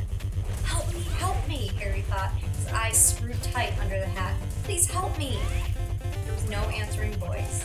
Instead, the hat contracted as though an invisible hand was squeezing it very tight. Something very hard and heavy thudded onto the top of Harry's head, almost knocking him out. Stars winking in front of his eyes, he grabbed the top of the hat to pull it off and felt something long and hard beneath it. A gleaming silver sword had appeared inside the hat, its handle glittering with rubies the size of eggs. Kill the boy! Leave the bird! The boy's behind you! Sniff! Smell him! Harry was on his feet, ready. The basilisk's head was falling, its body coiling around, hitting pillars as it twisted to face him. He could see the vast, bloody eye sockets, see the mouth stretching wide enough to swallow him whole, lined with fangs long as his sword, thin, glittering, venomous. It lunged blindly. Harry dodged it and hit the chamber wall. It lunged again and its forked tongue lashed Harry's side. He raised the sword in both his hands. The basilisk lunged again, and this time its aim was true. Harry threw his whole weight behind the sword and drove it to the hilt into the roof of the serpent's mouth. But as warm blood drenched Harry's arms, he felt a searing pain just above his elbow. One long, poisonous fang was sinking deeper and deeper into his arm, and it splintered as the basilisk keeled over sideways and fell, twitching to the floor. Harry slid down the wall. He gripped the fang that was spreading poison through his body and wrenched it out of his arm, but he knew it was too late. White-hot pain was spreading slowly and steadily from the wound. Even as he dropped the fang and watched his own blood soaking his robes, his vision went foggy. The chamber was dissolving in a whirl of dull color. A patch of scarlet swam past, and Harry heard a soft clatter of claws behind him. Fox, said Harry thickly. Fantastic, Fox. He felt the bird lay its beautiful head on the spot where the serpent's fang had pierced him. He could hear echoing footsteps and then a dark shadow moved. You're dead, Harry Potter, said Riddle's voice above him. Dead. Even Dumbledore's bird knows it. You see what he's doing, Potter? He's crying. Harry blinked. Fox's head slid in and out of focus. Thick, curly tears were trickling down the glossy feathers. I'm just going to sit here and watch you die, Harry Potter. Take your time. I'm in no hurry. Harry felt drowsy. Everything around him seemed to be spinning. So ends the famous Harry Potter, said Riddle's distant voice. Alone in the Chamber of Secrets, forsaken by his friends, defeated at last by the Dark Lord he so unwisely challenged. You'll be back with your dear mudblood mother soon, Harry. She brought you 12 years of borrowed time, but Lord Voldemort got you in the end, as you knew he must. This is dying, thought Harry. It's not so bad. Even the pain was leaving him. But was this dying? Instead of going back, the chamber seemed to be coming back into focus. Harry gave his head a little shake, and there was Fox, still resting his head on Harry's arm. A pearly patch of tears was shining all around the room, except there was no wound. Get away, bird, said Riddle's voice suddenly. Get away from me. I said, get away. Harry raised his head. Riddle was pointing Harry's wand at Fox. There was a bang like a gun, and Fox took flight again in a whirl of gold and scarlet. Phoenix tears, said Riddle quietly, staring at Harry's arm. Of course, healing powers. I forgot. He looked into Harry's face. But it makes no difference. In fact, I prefer it this way. Just you and me, Harry Potter. You and me. He raised the wand. Then, in a rush of wings, Fox had soared back overhead and something fell into Harry's lap. The diary. For a split second, both Harry and Riddle, wands still raised, stared at it. Then, without thinking, without considering, as though he had meant to do it all along, Harry seized the basilisk fang on the floor next to him and plunged it straight into the heart of the book. There was a long, dreadful, piercing scream. Ink spurted out of the diary in torrents, streaming over Harry's hands, flooding the floor. Riddle was writhing and twisting, screaming and flailing, and then he was gone. Harry's wand fell to the floor with a clatter, and there was silence. Silence except for the steady drip of ink still oozing from the diary. The basilisk's venom had burned a sizzling hole right through it. Shaking all over, Harry pulled himself up. His head was spinning as though he just traveled miles by foot. Slowly, he gathered together his wand and the sorting hat, and, with a huge tug, retrieved the glittering sword from the roof of the basilisk's mouth. Then came a faint moan from the end of the chamber. Ginny was stirring. As Harry hurried toward her, she sat up. Her bemused eyes traveled from the huge form of the dead basilisk over Harry, in his blood-soaked robes, then to the diary in his hand. She drew a great, shuddering gasp, and tears began to pour down her face. Harry, oh, Harry, I tried to tell you at breakfast, but I couldn't say it in front of Percy. It was me, Harry. But I swear I didn't mean to. Riddle made me. He took me over, and how did you kill that thing? Where's Riddle? The last thing I remember is him coming out of the diary. It's all right, said Harry, holding up the diary and showing Ginny the thing. Riddle's finished. Look, him and the basilisk. Come on, Ginny, let's get out of here. I'm going to be expelled.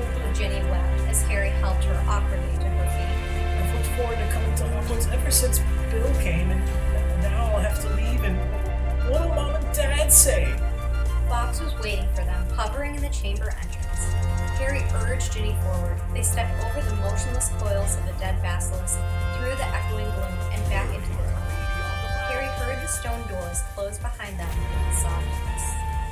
After a few minutes' progress up the dark tunnel, a distant sound of slowly shifting rock reached Harry's ears. Run! Harry yelled, speeding up. Ginny's okay! I've got her! He heard Ron give a strangled cheer, and they turned the next bend to see his eager face staring through the sizable gap he had managed to make in the rock wall. Ginny! Ron thrust an arm through the gap in the rock to pull her through first. You're alive! I don't believe it. What happened? How? What? Where did that bird come from? Fox had swooped through the gap after Ginny. He's Dumbledore, said Harry, squeezing through himself. How come you've got a sword? Said Ron, gaping at the glittering weapon in Harry's hand. I'll explain when we get out of here, said Harry, with a sideways glance at Ginny, who was crying harder than ever. But later, Harry said shortly. He didn't think it was a good idea to tell Ron yet, who'd been opening the chamber, not in front of Ginny anyway. Where's Lockhart? Back here, said Ron, still looking puzzled, but jerking his head up the tunnel toward the pike. He's in a bad way. Come and see. Led by Fox, whose wide scarlet wings emitted a soft golden glow in the darkness, they walked all the way back to the mouth of the pit. Gilderoy Lockhart was sitting there, humming placidly to himself. His memory's gone, said Ron. The memory charms backfire. In him instead of us. Hasn't got a clue who he is, or where he is, or who we are. I told him to come and wait here. He's a danger to himself. Lockhart peered good-naturedly up at them all. Hello, he said. Odd sort of place, this, isn't it? Do you live here? No, said Ron, raising his eyebrows at Harry. Harry bent down and looked up the long, dark pipe. Have you thought how we're going to get back up this? He said to Ron. Ron shook his head, but Fox the Phoenix had swooped past Harry and was now fluttering in front of him, with beady eyes bright in the dark. He was waving his long golden tail feathers. Harry looked uncertainly at him. He looks like he wants you to grab the pole, said Ron, looking perplexed. But you're much too heavy for a bird to pull up there. Fox, said Harry, isn't an ordinary bird. He turned quickly to the others. We've got to hold on to each other. Ginny, grab Ron's hand. Professor Lockhart, he means you, said Ron sharply to Lockhart. You hold Ginny's other hand. Harry took the sword and the sorting hat into his belt. Ron took hold of the back of Harry's robes, and Harry reached out and took hold of Fox's strangely hot tail feathers. An extraordinary lightness seemed to spread through his whole body, and the next second, in a rush of wings, they were dangling upward to the pipe. Harry could hear Lockhart dangling below him, saying, Amazing! Amazing! This is just like magic! The chill air was whipping through Harry's hair, and before he'd stopped enjoying the ride, it was over.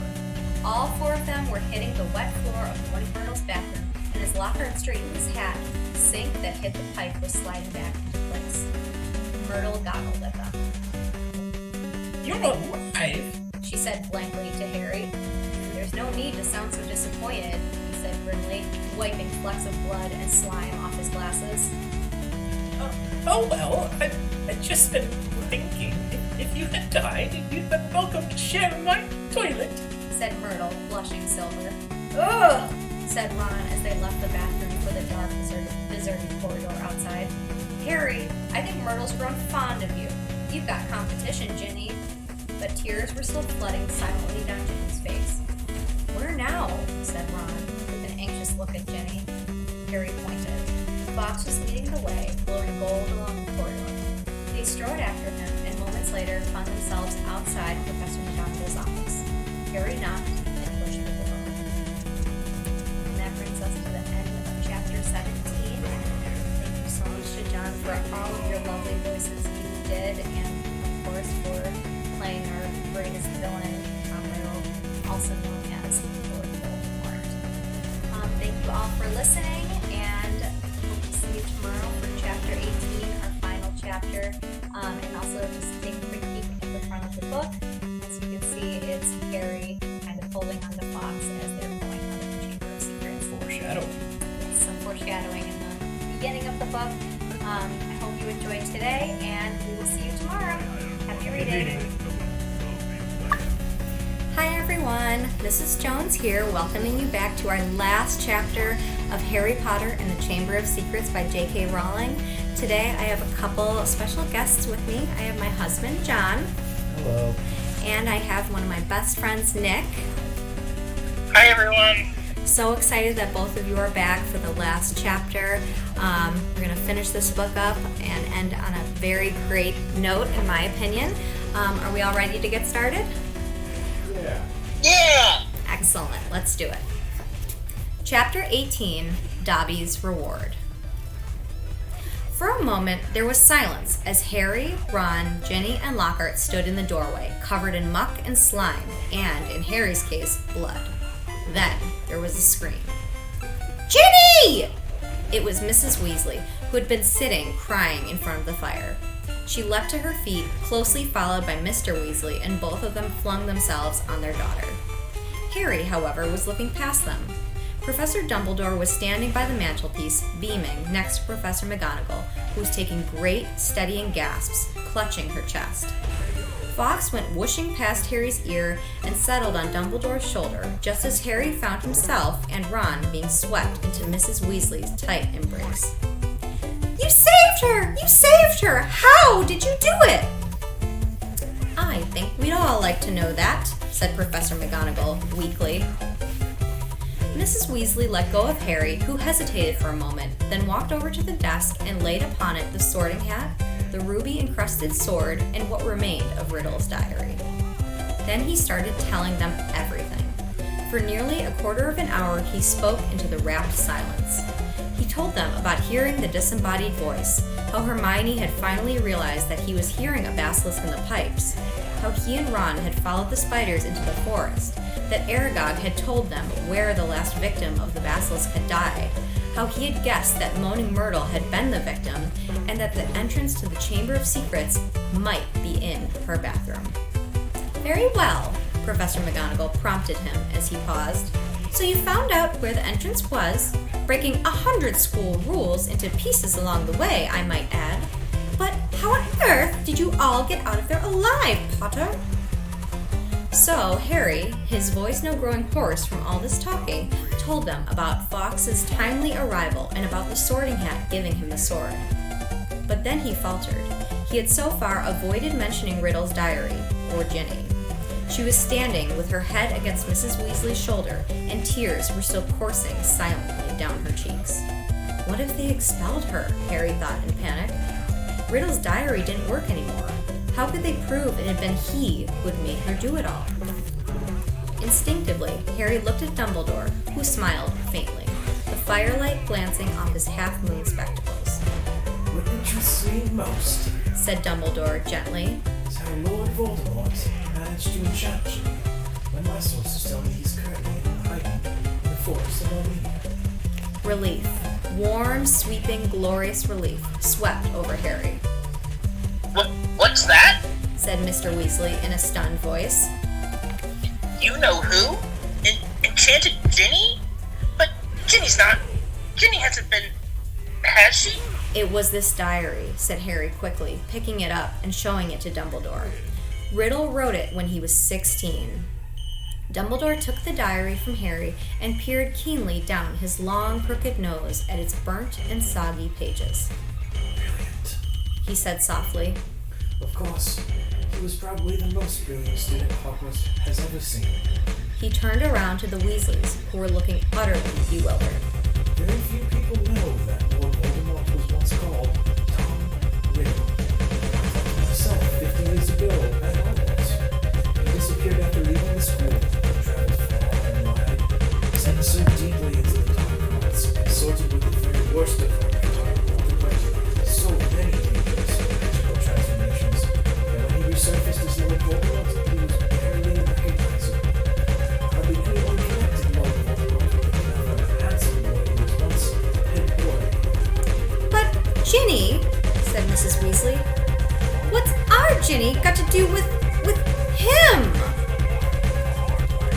His diary, Ginny sobbed. I've been writing in it, and he's been writing back all year. Ginny, said Mr. Weasley, flabbergasted. Haven't I taught you anything? What have I always told you? Never trust anything that can think for itself if you can't see where it keeps its brain. Why didn't you show the diary to me or your mother? A suspicious object like that, it was clearly full of dark magic. I didn't know, sobbed Ginny. I found it inside one of the books Mom got me. I thought someone had just left it in there and forgotten about it. Miss Weasley should go to the hospital room right away. Dumbledore interrupted in a firm voice. This has been a terrible ordeal for her. There will be no punishment. Older and wiser wizards than she have been hoodwinked by Lord Voldemort. He strode over to the door and opened it. Bed rest and perhaps a large, steaming mug of hot chocolate. I always find that, he added, twinkling kindly down at her. You will find that Madame Pomfrey is still awake. She's just giving out mandrake juice. I dare say the restless victims will wake me up at any moment. So Hermione's okay? Said Ron brightly. There has been no lasting harm done, said Dumbledore. Mrs. Weasley led Ginny out, and Mr. Weasley followed, still looking deeply shaken. No, Amelia. Professor Dumbledore said thoughtfully to Professor McGonagall. I think all this merits a good feast. Might I ask you to go and alert the kitchens? Right, said Professor McGonagall crisply, also moving to the door. I'll leave you to deal with Potter and Weasley, shall I? Certainly, said Dumbledore. She left, and Harry and Ron gazed uncertainly at Dumbledore. What exactly had Professor McGonagall meant, deal with them? Surely, they weren't about to be punished. I seem to remember telling you both that I would have to expel you if you broke any more school rules, said Dumbledore. Ron opened his mouth in horror. Which goes to show that the best of us will sometimes eat our words. Dumbledore went on, smiling. You will both receive special awards for services to the school. Let me see. Yes, I think 200 points apiece for me. Ron went as brightly pink as Lockhart's Valentine flowers and closed his mouth again. But one of us seems to be keeping much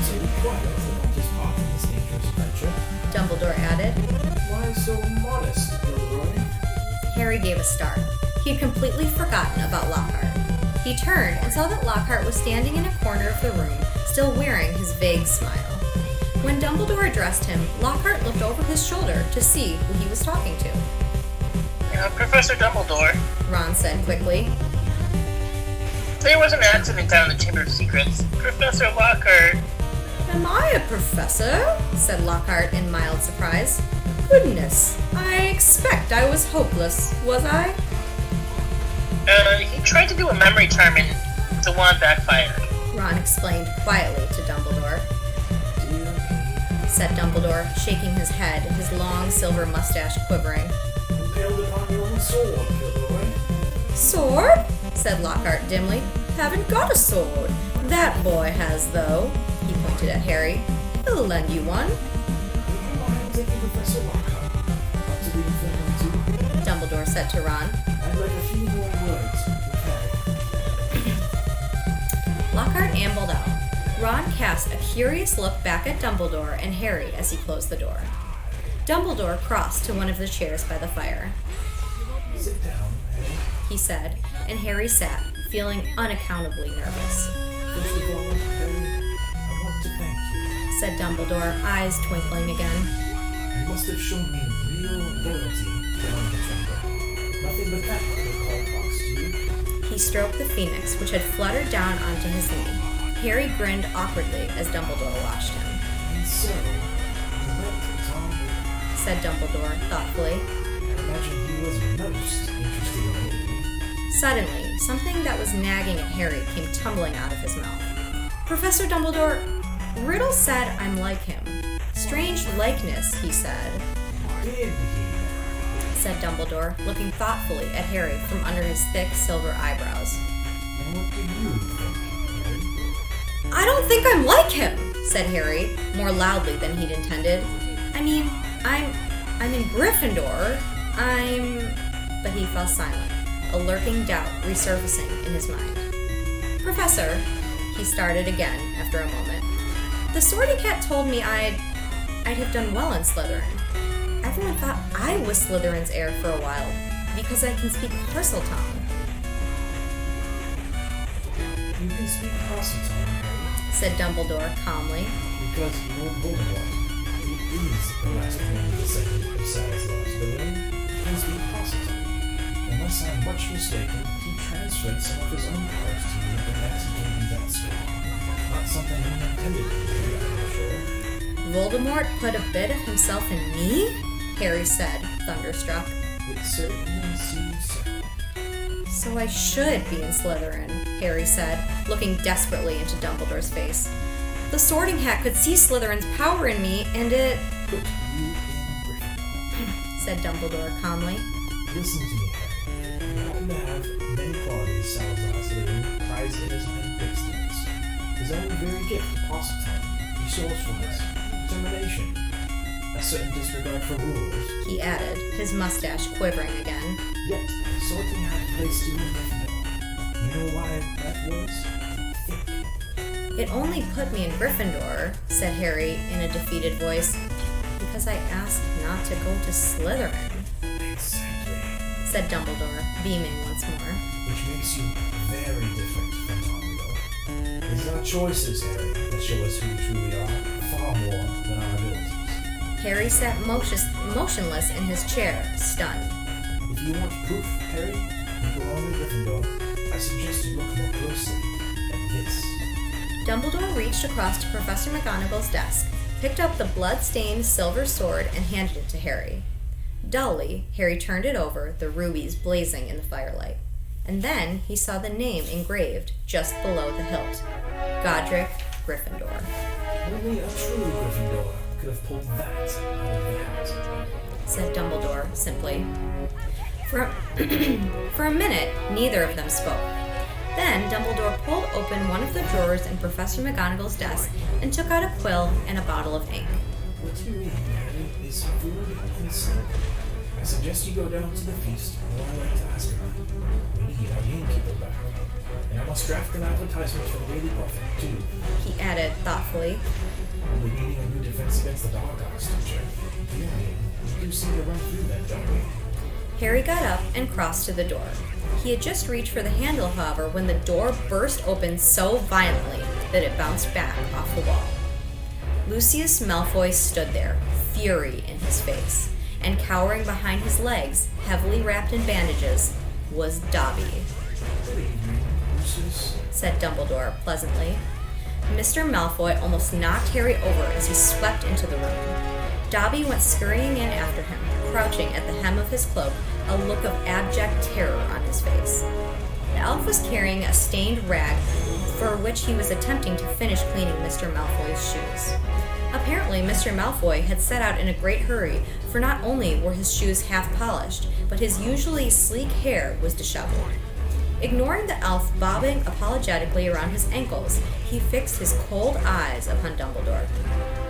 "So," he said, "you've come back. The governor suspended you, but you still saw fit to return to Hogwarts." "Well, you see, Lucius," said Dumbledore, smiling serenely. "the other 11 governors contacted me today. It was something like being caught in a hailstorm of owls, to tell the truth.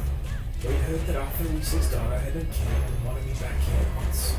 They seemed to think that I was the best man for the job, after all. Very strange tales they told me too. Several of them seemed to think that you threatened and cursed them, as if they didn't want to suspend me in the first place." Mr. Malfoy went even paler than usual, but his eyes were still slits of fury. "So, have you stopped the attacks yet?"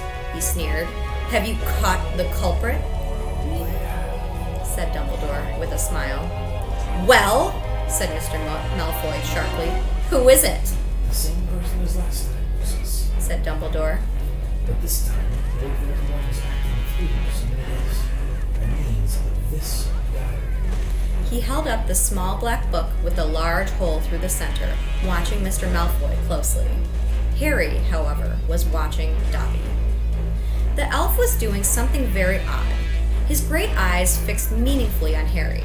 He kept pointing at the diary, then at Mr. Malfoy, and then hitting himself hard on the head with his fist.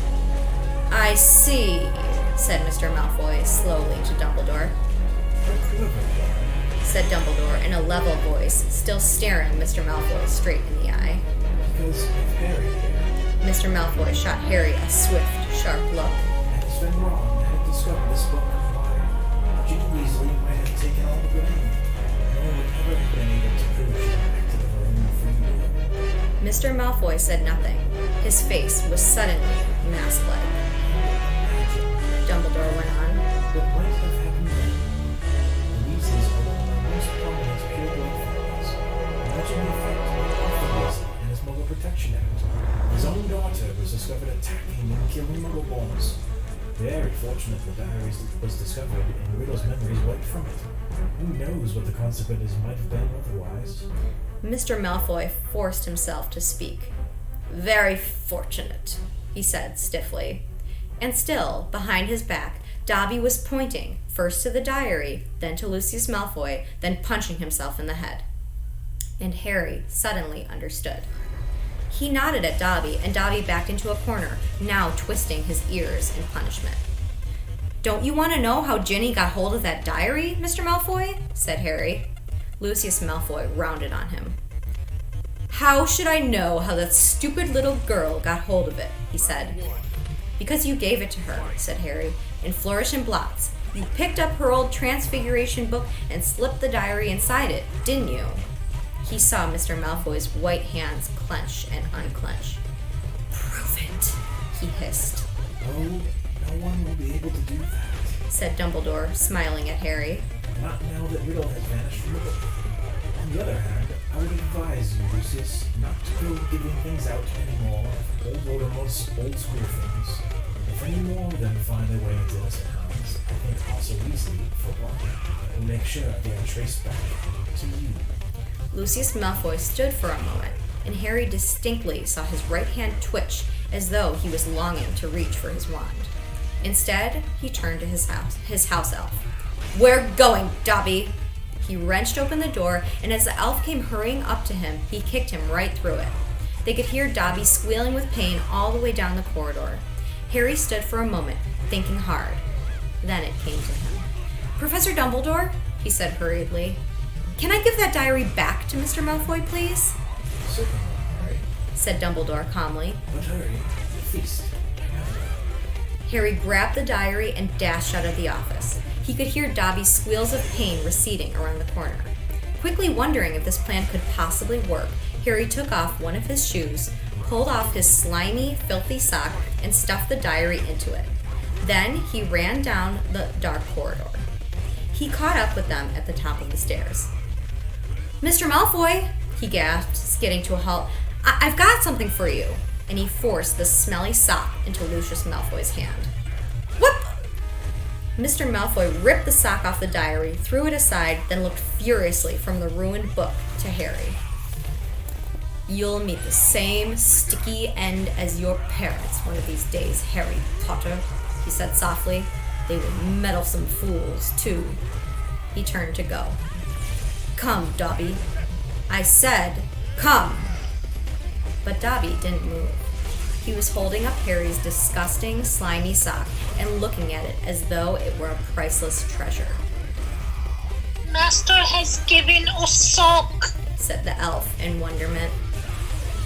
Master gave it to Dobby. What's that? Spat Mr. Malfoy. What did you say? Got a sock, said Dobby in disbelief. Master threw it, and Dobby caught it. And Dobby is free! Lucius Malfoy stood frozen, staring at the elf. Then he lunged at Harry. You've lost me my servant, boy! But Dobby shouted, You shall not harm Harry Potter! There was a loud bang, and Mr. Malfoy was thrown backward. He crashed down the stairs, 3 at a time, landing in a crumpled heap on the landing below. He got up, his face livid, and pulled out his wand, but Dobby raised a long, threatening finger. You shall go now, he said fiercely, pointing down at Mr. Malfoy. You shall not touch Harry Potter. You shall go now! Lucius Malfoy had no choice. With a last incensed stare at the pair of them, he swung his cloak around him and hurried out of sight. Harry Potter free Dobby! Said the elf shrilly, gazing up at Harry, moonlight from the nearest window reflected in his orb-like eyes. Harry Potter set Dobby free! Least I could do, Dobby, said Harry, grinning. Just promise never to try and save my life again. The elf's ugly brown face split suddenly into a wide, toothy smile. I've just got one question, Dobby, said Harry, as Dobby pulled on Harry's sock with shaking hands. You told me all this had nothing to do with he who must not be named, remember? Well... It was a clue, sir, said Dobby, his eyes widening as though this was obvious. Was giving you a clue. The Dark Lord, before he changed his name, could really be named. Don't you see? Right, said Harry weakly. Well, I'd better go. There's a feast, and my friend Hermione should be awake by now. Dobby threw his arms around Harry's middle and hugged him. Harry Potter is greater by far than Dobby knew, he sobbed. Farewell, Harry! Farewell, Harry Potter! And with a final loud crack, Dobby disappeared. Harry had been to several Hogwarts feasts, but never one quite like this. Everybody was in their pajamas and the celebration lasted all night. Harry didn't know whether the best bit was Hermione running toward him screaming, "You solved it! You solved it!"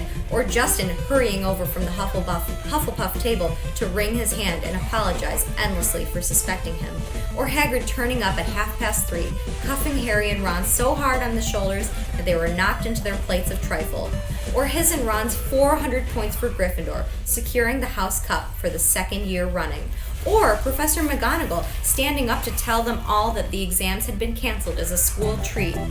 "Oh no!" said Hermione, or Dumbledore announcing that, unfortunately, Professor Lockhart would be unable to return next year, owing to the fact that he needed to go away and get his memory back. Quite a few of the teachers joined in the cheering that greeted this news. Shame, said Ron, helping himself to a jam donut. He was starting to grow on me. The rest of the final term passed in a haze of blazing sunshine. Hogwarts was back to normal with only a few small differences. Defense Against the Dark Arts was canceled. But we've had plenty of practice at that anyway. Ron told a disgruntled Hermione, and Lucius Malfoy had been sacked as a school governor. Draco was no longer strutting around the school as though he owned the place. On the contrary, he looked resentful and sulky. On the other hand, Ginny Weasley was perfectly happy again. Too soon, it was time for the journey home on the Hogwarts Express. Harry, Ron, Hermione, Fred, George, and Ginny got a compartment to themselves. They made the most of the last few hours in which they were allowed to do magic before the holidays. They played Exploding Snap, set off the very last of Fred and George's filibuster fireworks, and practiced disarming each other by magic. Harry was getting very good at it. They were almost at King's Cross when Harry remembered something. Ginny, what did you see Percy doing that he didn't want you to tell anyone? Oh, that, said Ginny, giggling. Well, Percy's got a girlfriend. Fred dropped a stack of books on George's head. What? It's that Ravenclaw prefect Penelope Clearwater, said Ginny. That's who he was writing to all last summer. He's been meeting her all over the school in secret. I walked in on them kissing in an empty classroom one day. He was so upset when she was, attacked. You won't tease him, will you? She added anxiously. Wouldn't dream of it, said Fred, who was looking like his birthday had come early. Definitely not, said George, sniggering. The Hogwarts Express slowed and finally stopped. Harry pulled out his quill and a bit of parchment and turned to Ron and Hermione. This is called a telephone number, he told Ron, scribbling it twice, tearing the parchment in two and handing it to them. I told your dad how to use a telephone last summer. He'll know. Call me at the Dursleys, okay? I can't stand another 2 months with only Dudley to talk to. Your aunt and uncle will be proud, though, won't they? Said Hermione as they got off the train and joined the crowd thronging toward the enchanted barrier. When they hear what you did this year? Proud? Said Harry. Are you crazy? All those times I could have died and I didn't manage it? They'll be furious. And together they walked back through the gateway to the Muggle world. And that is the end of Harry Potter and the Chamber of Secrets. Thank you so much to Nick, John, and all the rest of my friends who helped me read this phenomenal book, Part 2 of the Harry Potter franchise by J.K. Rowling. Just wanted to say happy summer to all of you. Continue reading and stay safe. See you soon.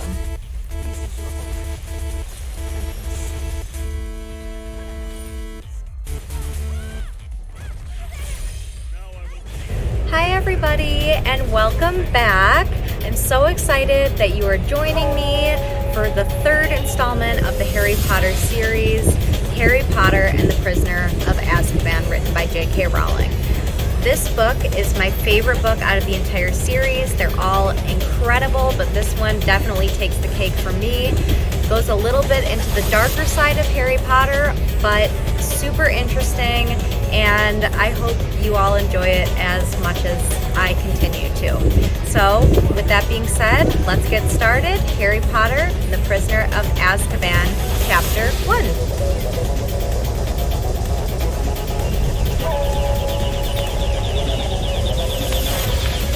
Chapter 1, Owl Post.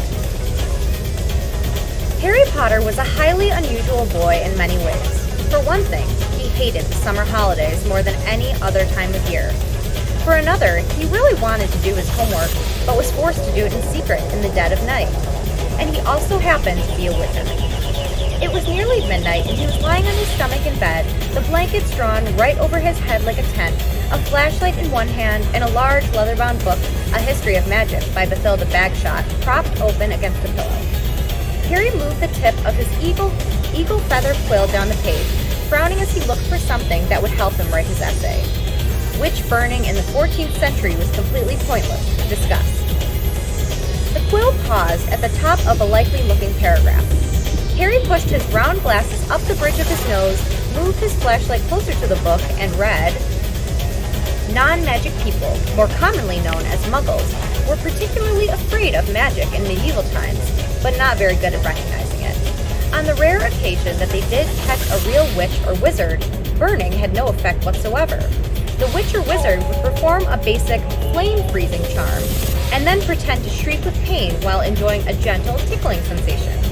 Indeed, Gwendolyn the Weird enjoyed being burned so much that she allowed herself to be caught no less than 47 times in various disguises. Harry put his quill between his teeth and reached underneath his pillow for his ink bottle and a roll of parchment. Slowly and very carefully, he unscrewed the ink bottle, dipped his quill into it, and began to write, pausing every now and then to listen, because if any of the Dursleys heard the scratching of his quill on their way to the bathroom, he'd probably find himself locked in the cupboard under the stairs for the rest of the summer. The Dursley family of number 4 Privet Drive was the reason that Harry never enjoyed his summer holidays. Uncle Vernon, Aunt Petunia, and their son Dudley were Harry's only living relatives. They were muggles, and they had a very medieval attitude toward magic. Harry's dead parents, who had been a witch and wizard themselves, were never mentioned under the Dursleys' roof. For years, Aunt Petunia and Uncle Vernon had hoped that if they kept Harry as downtrodden as possible, they would be able to squash the magic out of him. To their fury, they had been unsuccessful. These days, they lived in terror of anyone finding out that Harry had spent most of the last 2 years at Hogwarts School of Witchcraft and Wizardry. The most they could do, however, was to lock away Harry's spellbooks, wand, cauldron, and broomstick at the start of the summer break and forbid him to talk to the neighbors. This separation from his spellbooks had been a real problem for Harry because his teachers at Hogwarts had given him a lot of holiday work. One of the essays, a particularly nasty one about shrinking potions, was for Harry's least favorite teacher, Professor Snape, who would be delighted to have an excuse to give Harry detention for a month. Harry had therefore seized his chance in the first week of the holidays. While Uncle Vernon, Aunt Petunia, and Dudley had gone out into the front garden to admire Uncle Vernon's new company car, in very loud voices so that the rest of the street would notice it too, Harry had crept downstairs, picked the lock on the cupboard under the stairs, grabbed some of his books, and hidden them in his bedroom. As long as he didn't leave Scotland's escape, the Dursleys would never know that he studied medicine. Harry was particularly keen to avoid trouble with his aunt and uncle at the moment, as they were already in an especially bad mood together, all because he received a telephone call from a fellow wizard one week into his school. Ron Weasley was one of Harry's most friends at Hogwarts, and came from a whole family of wizards.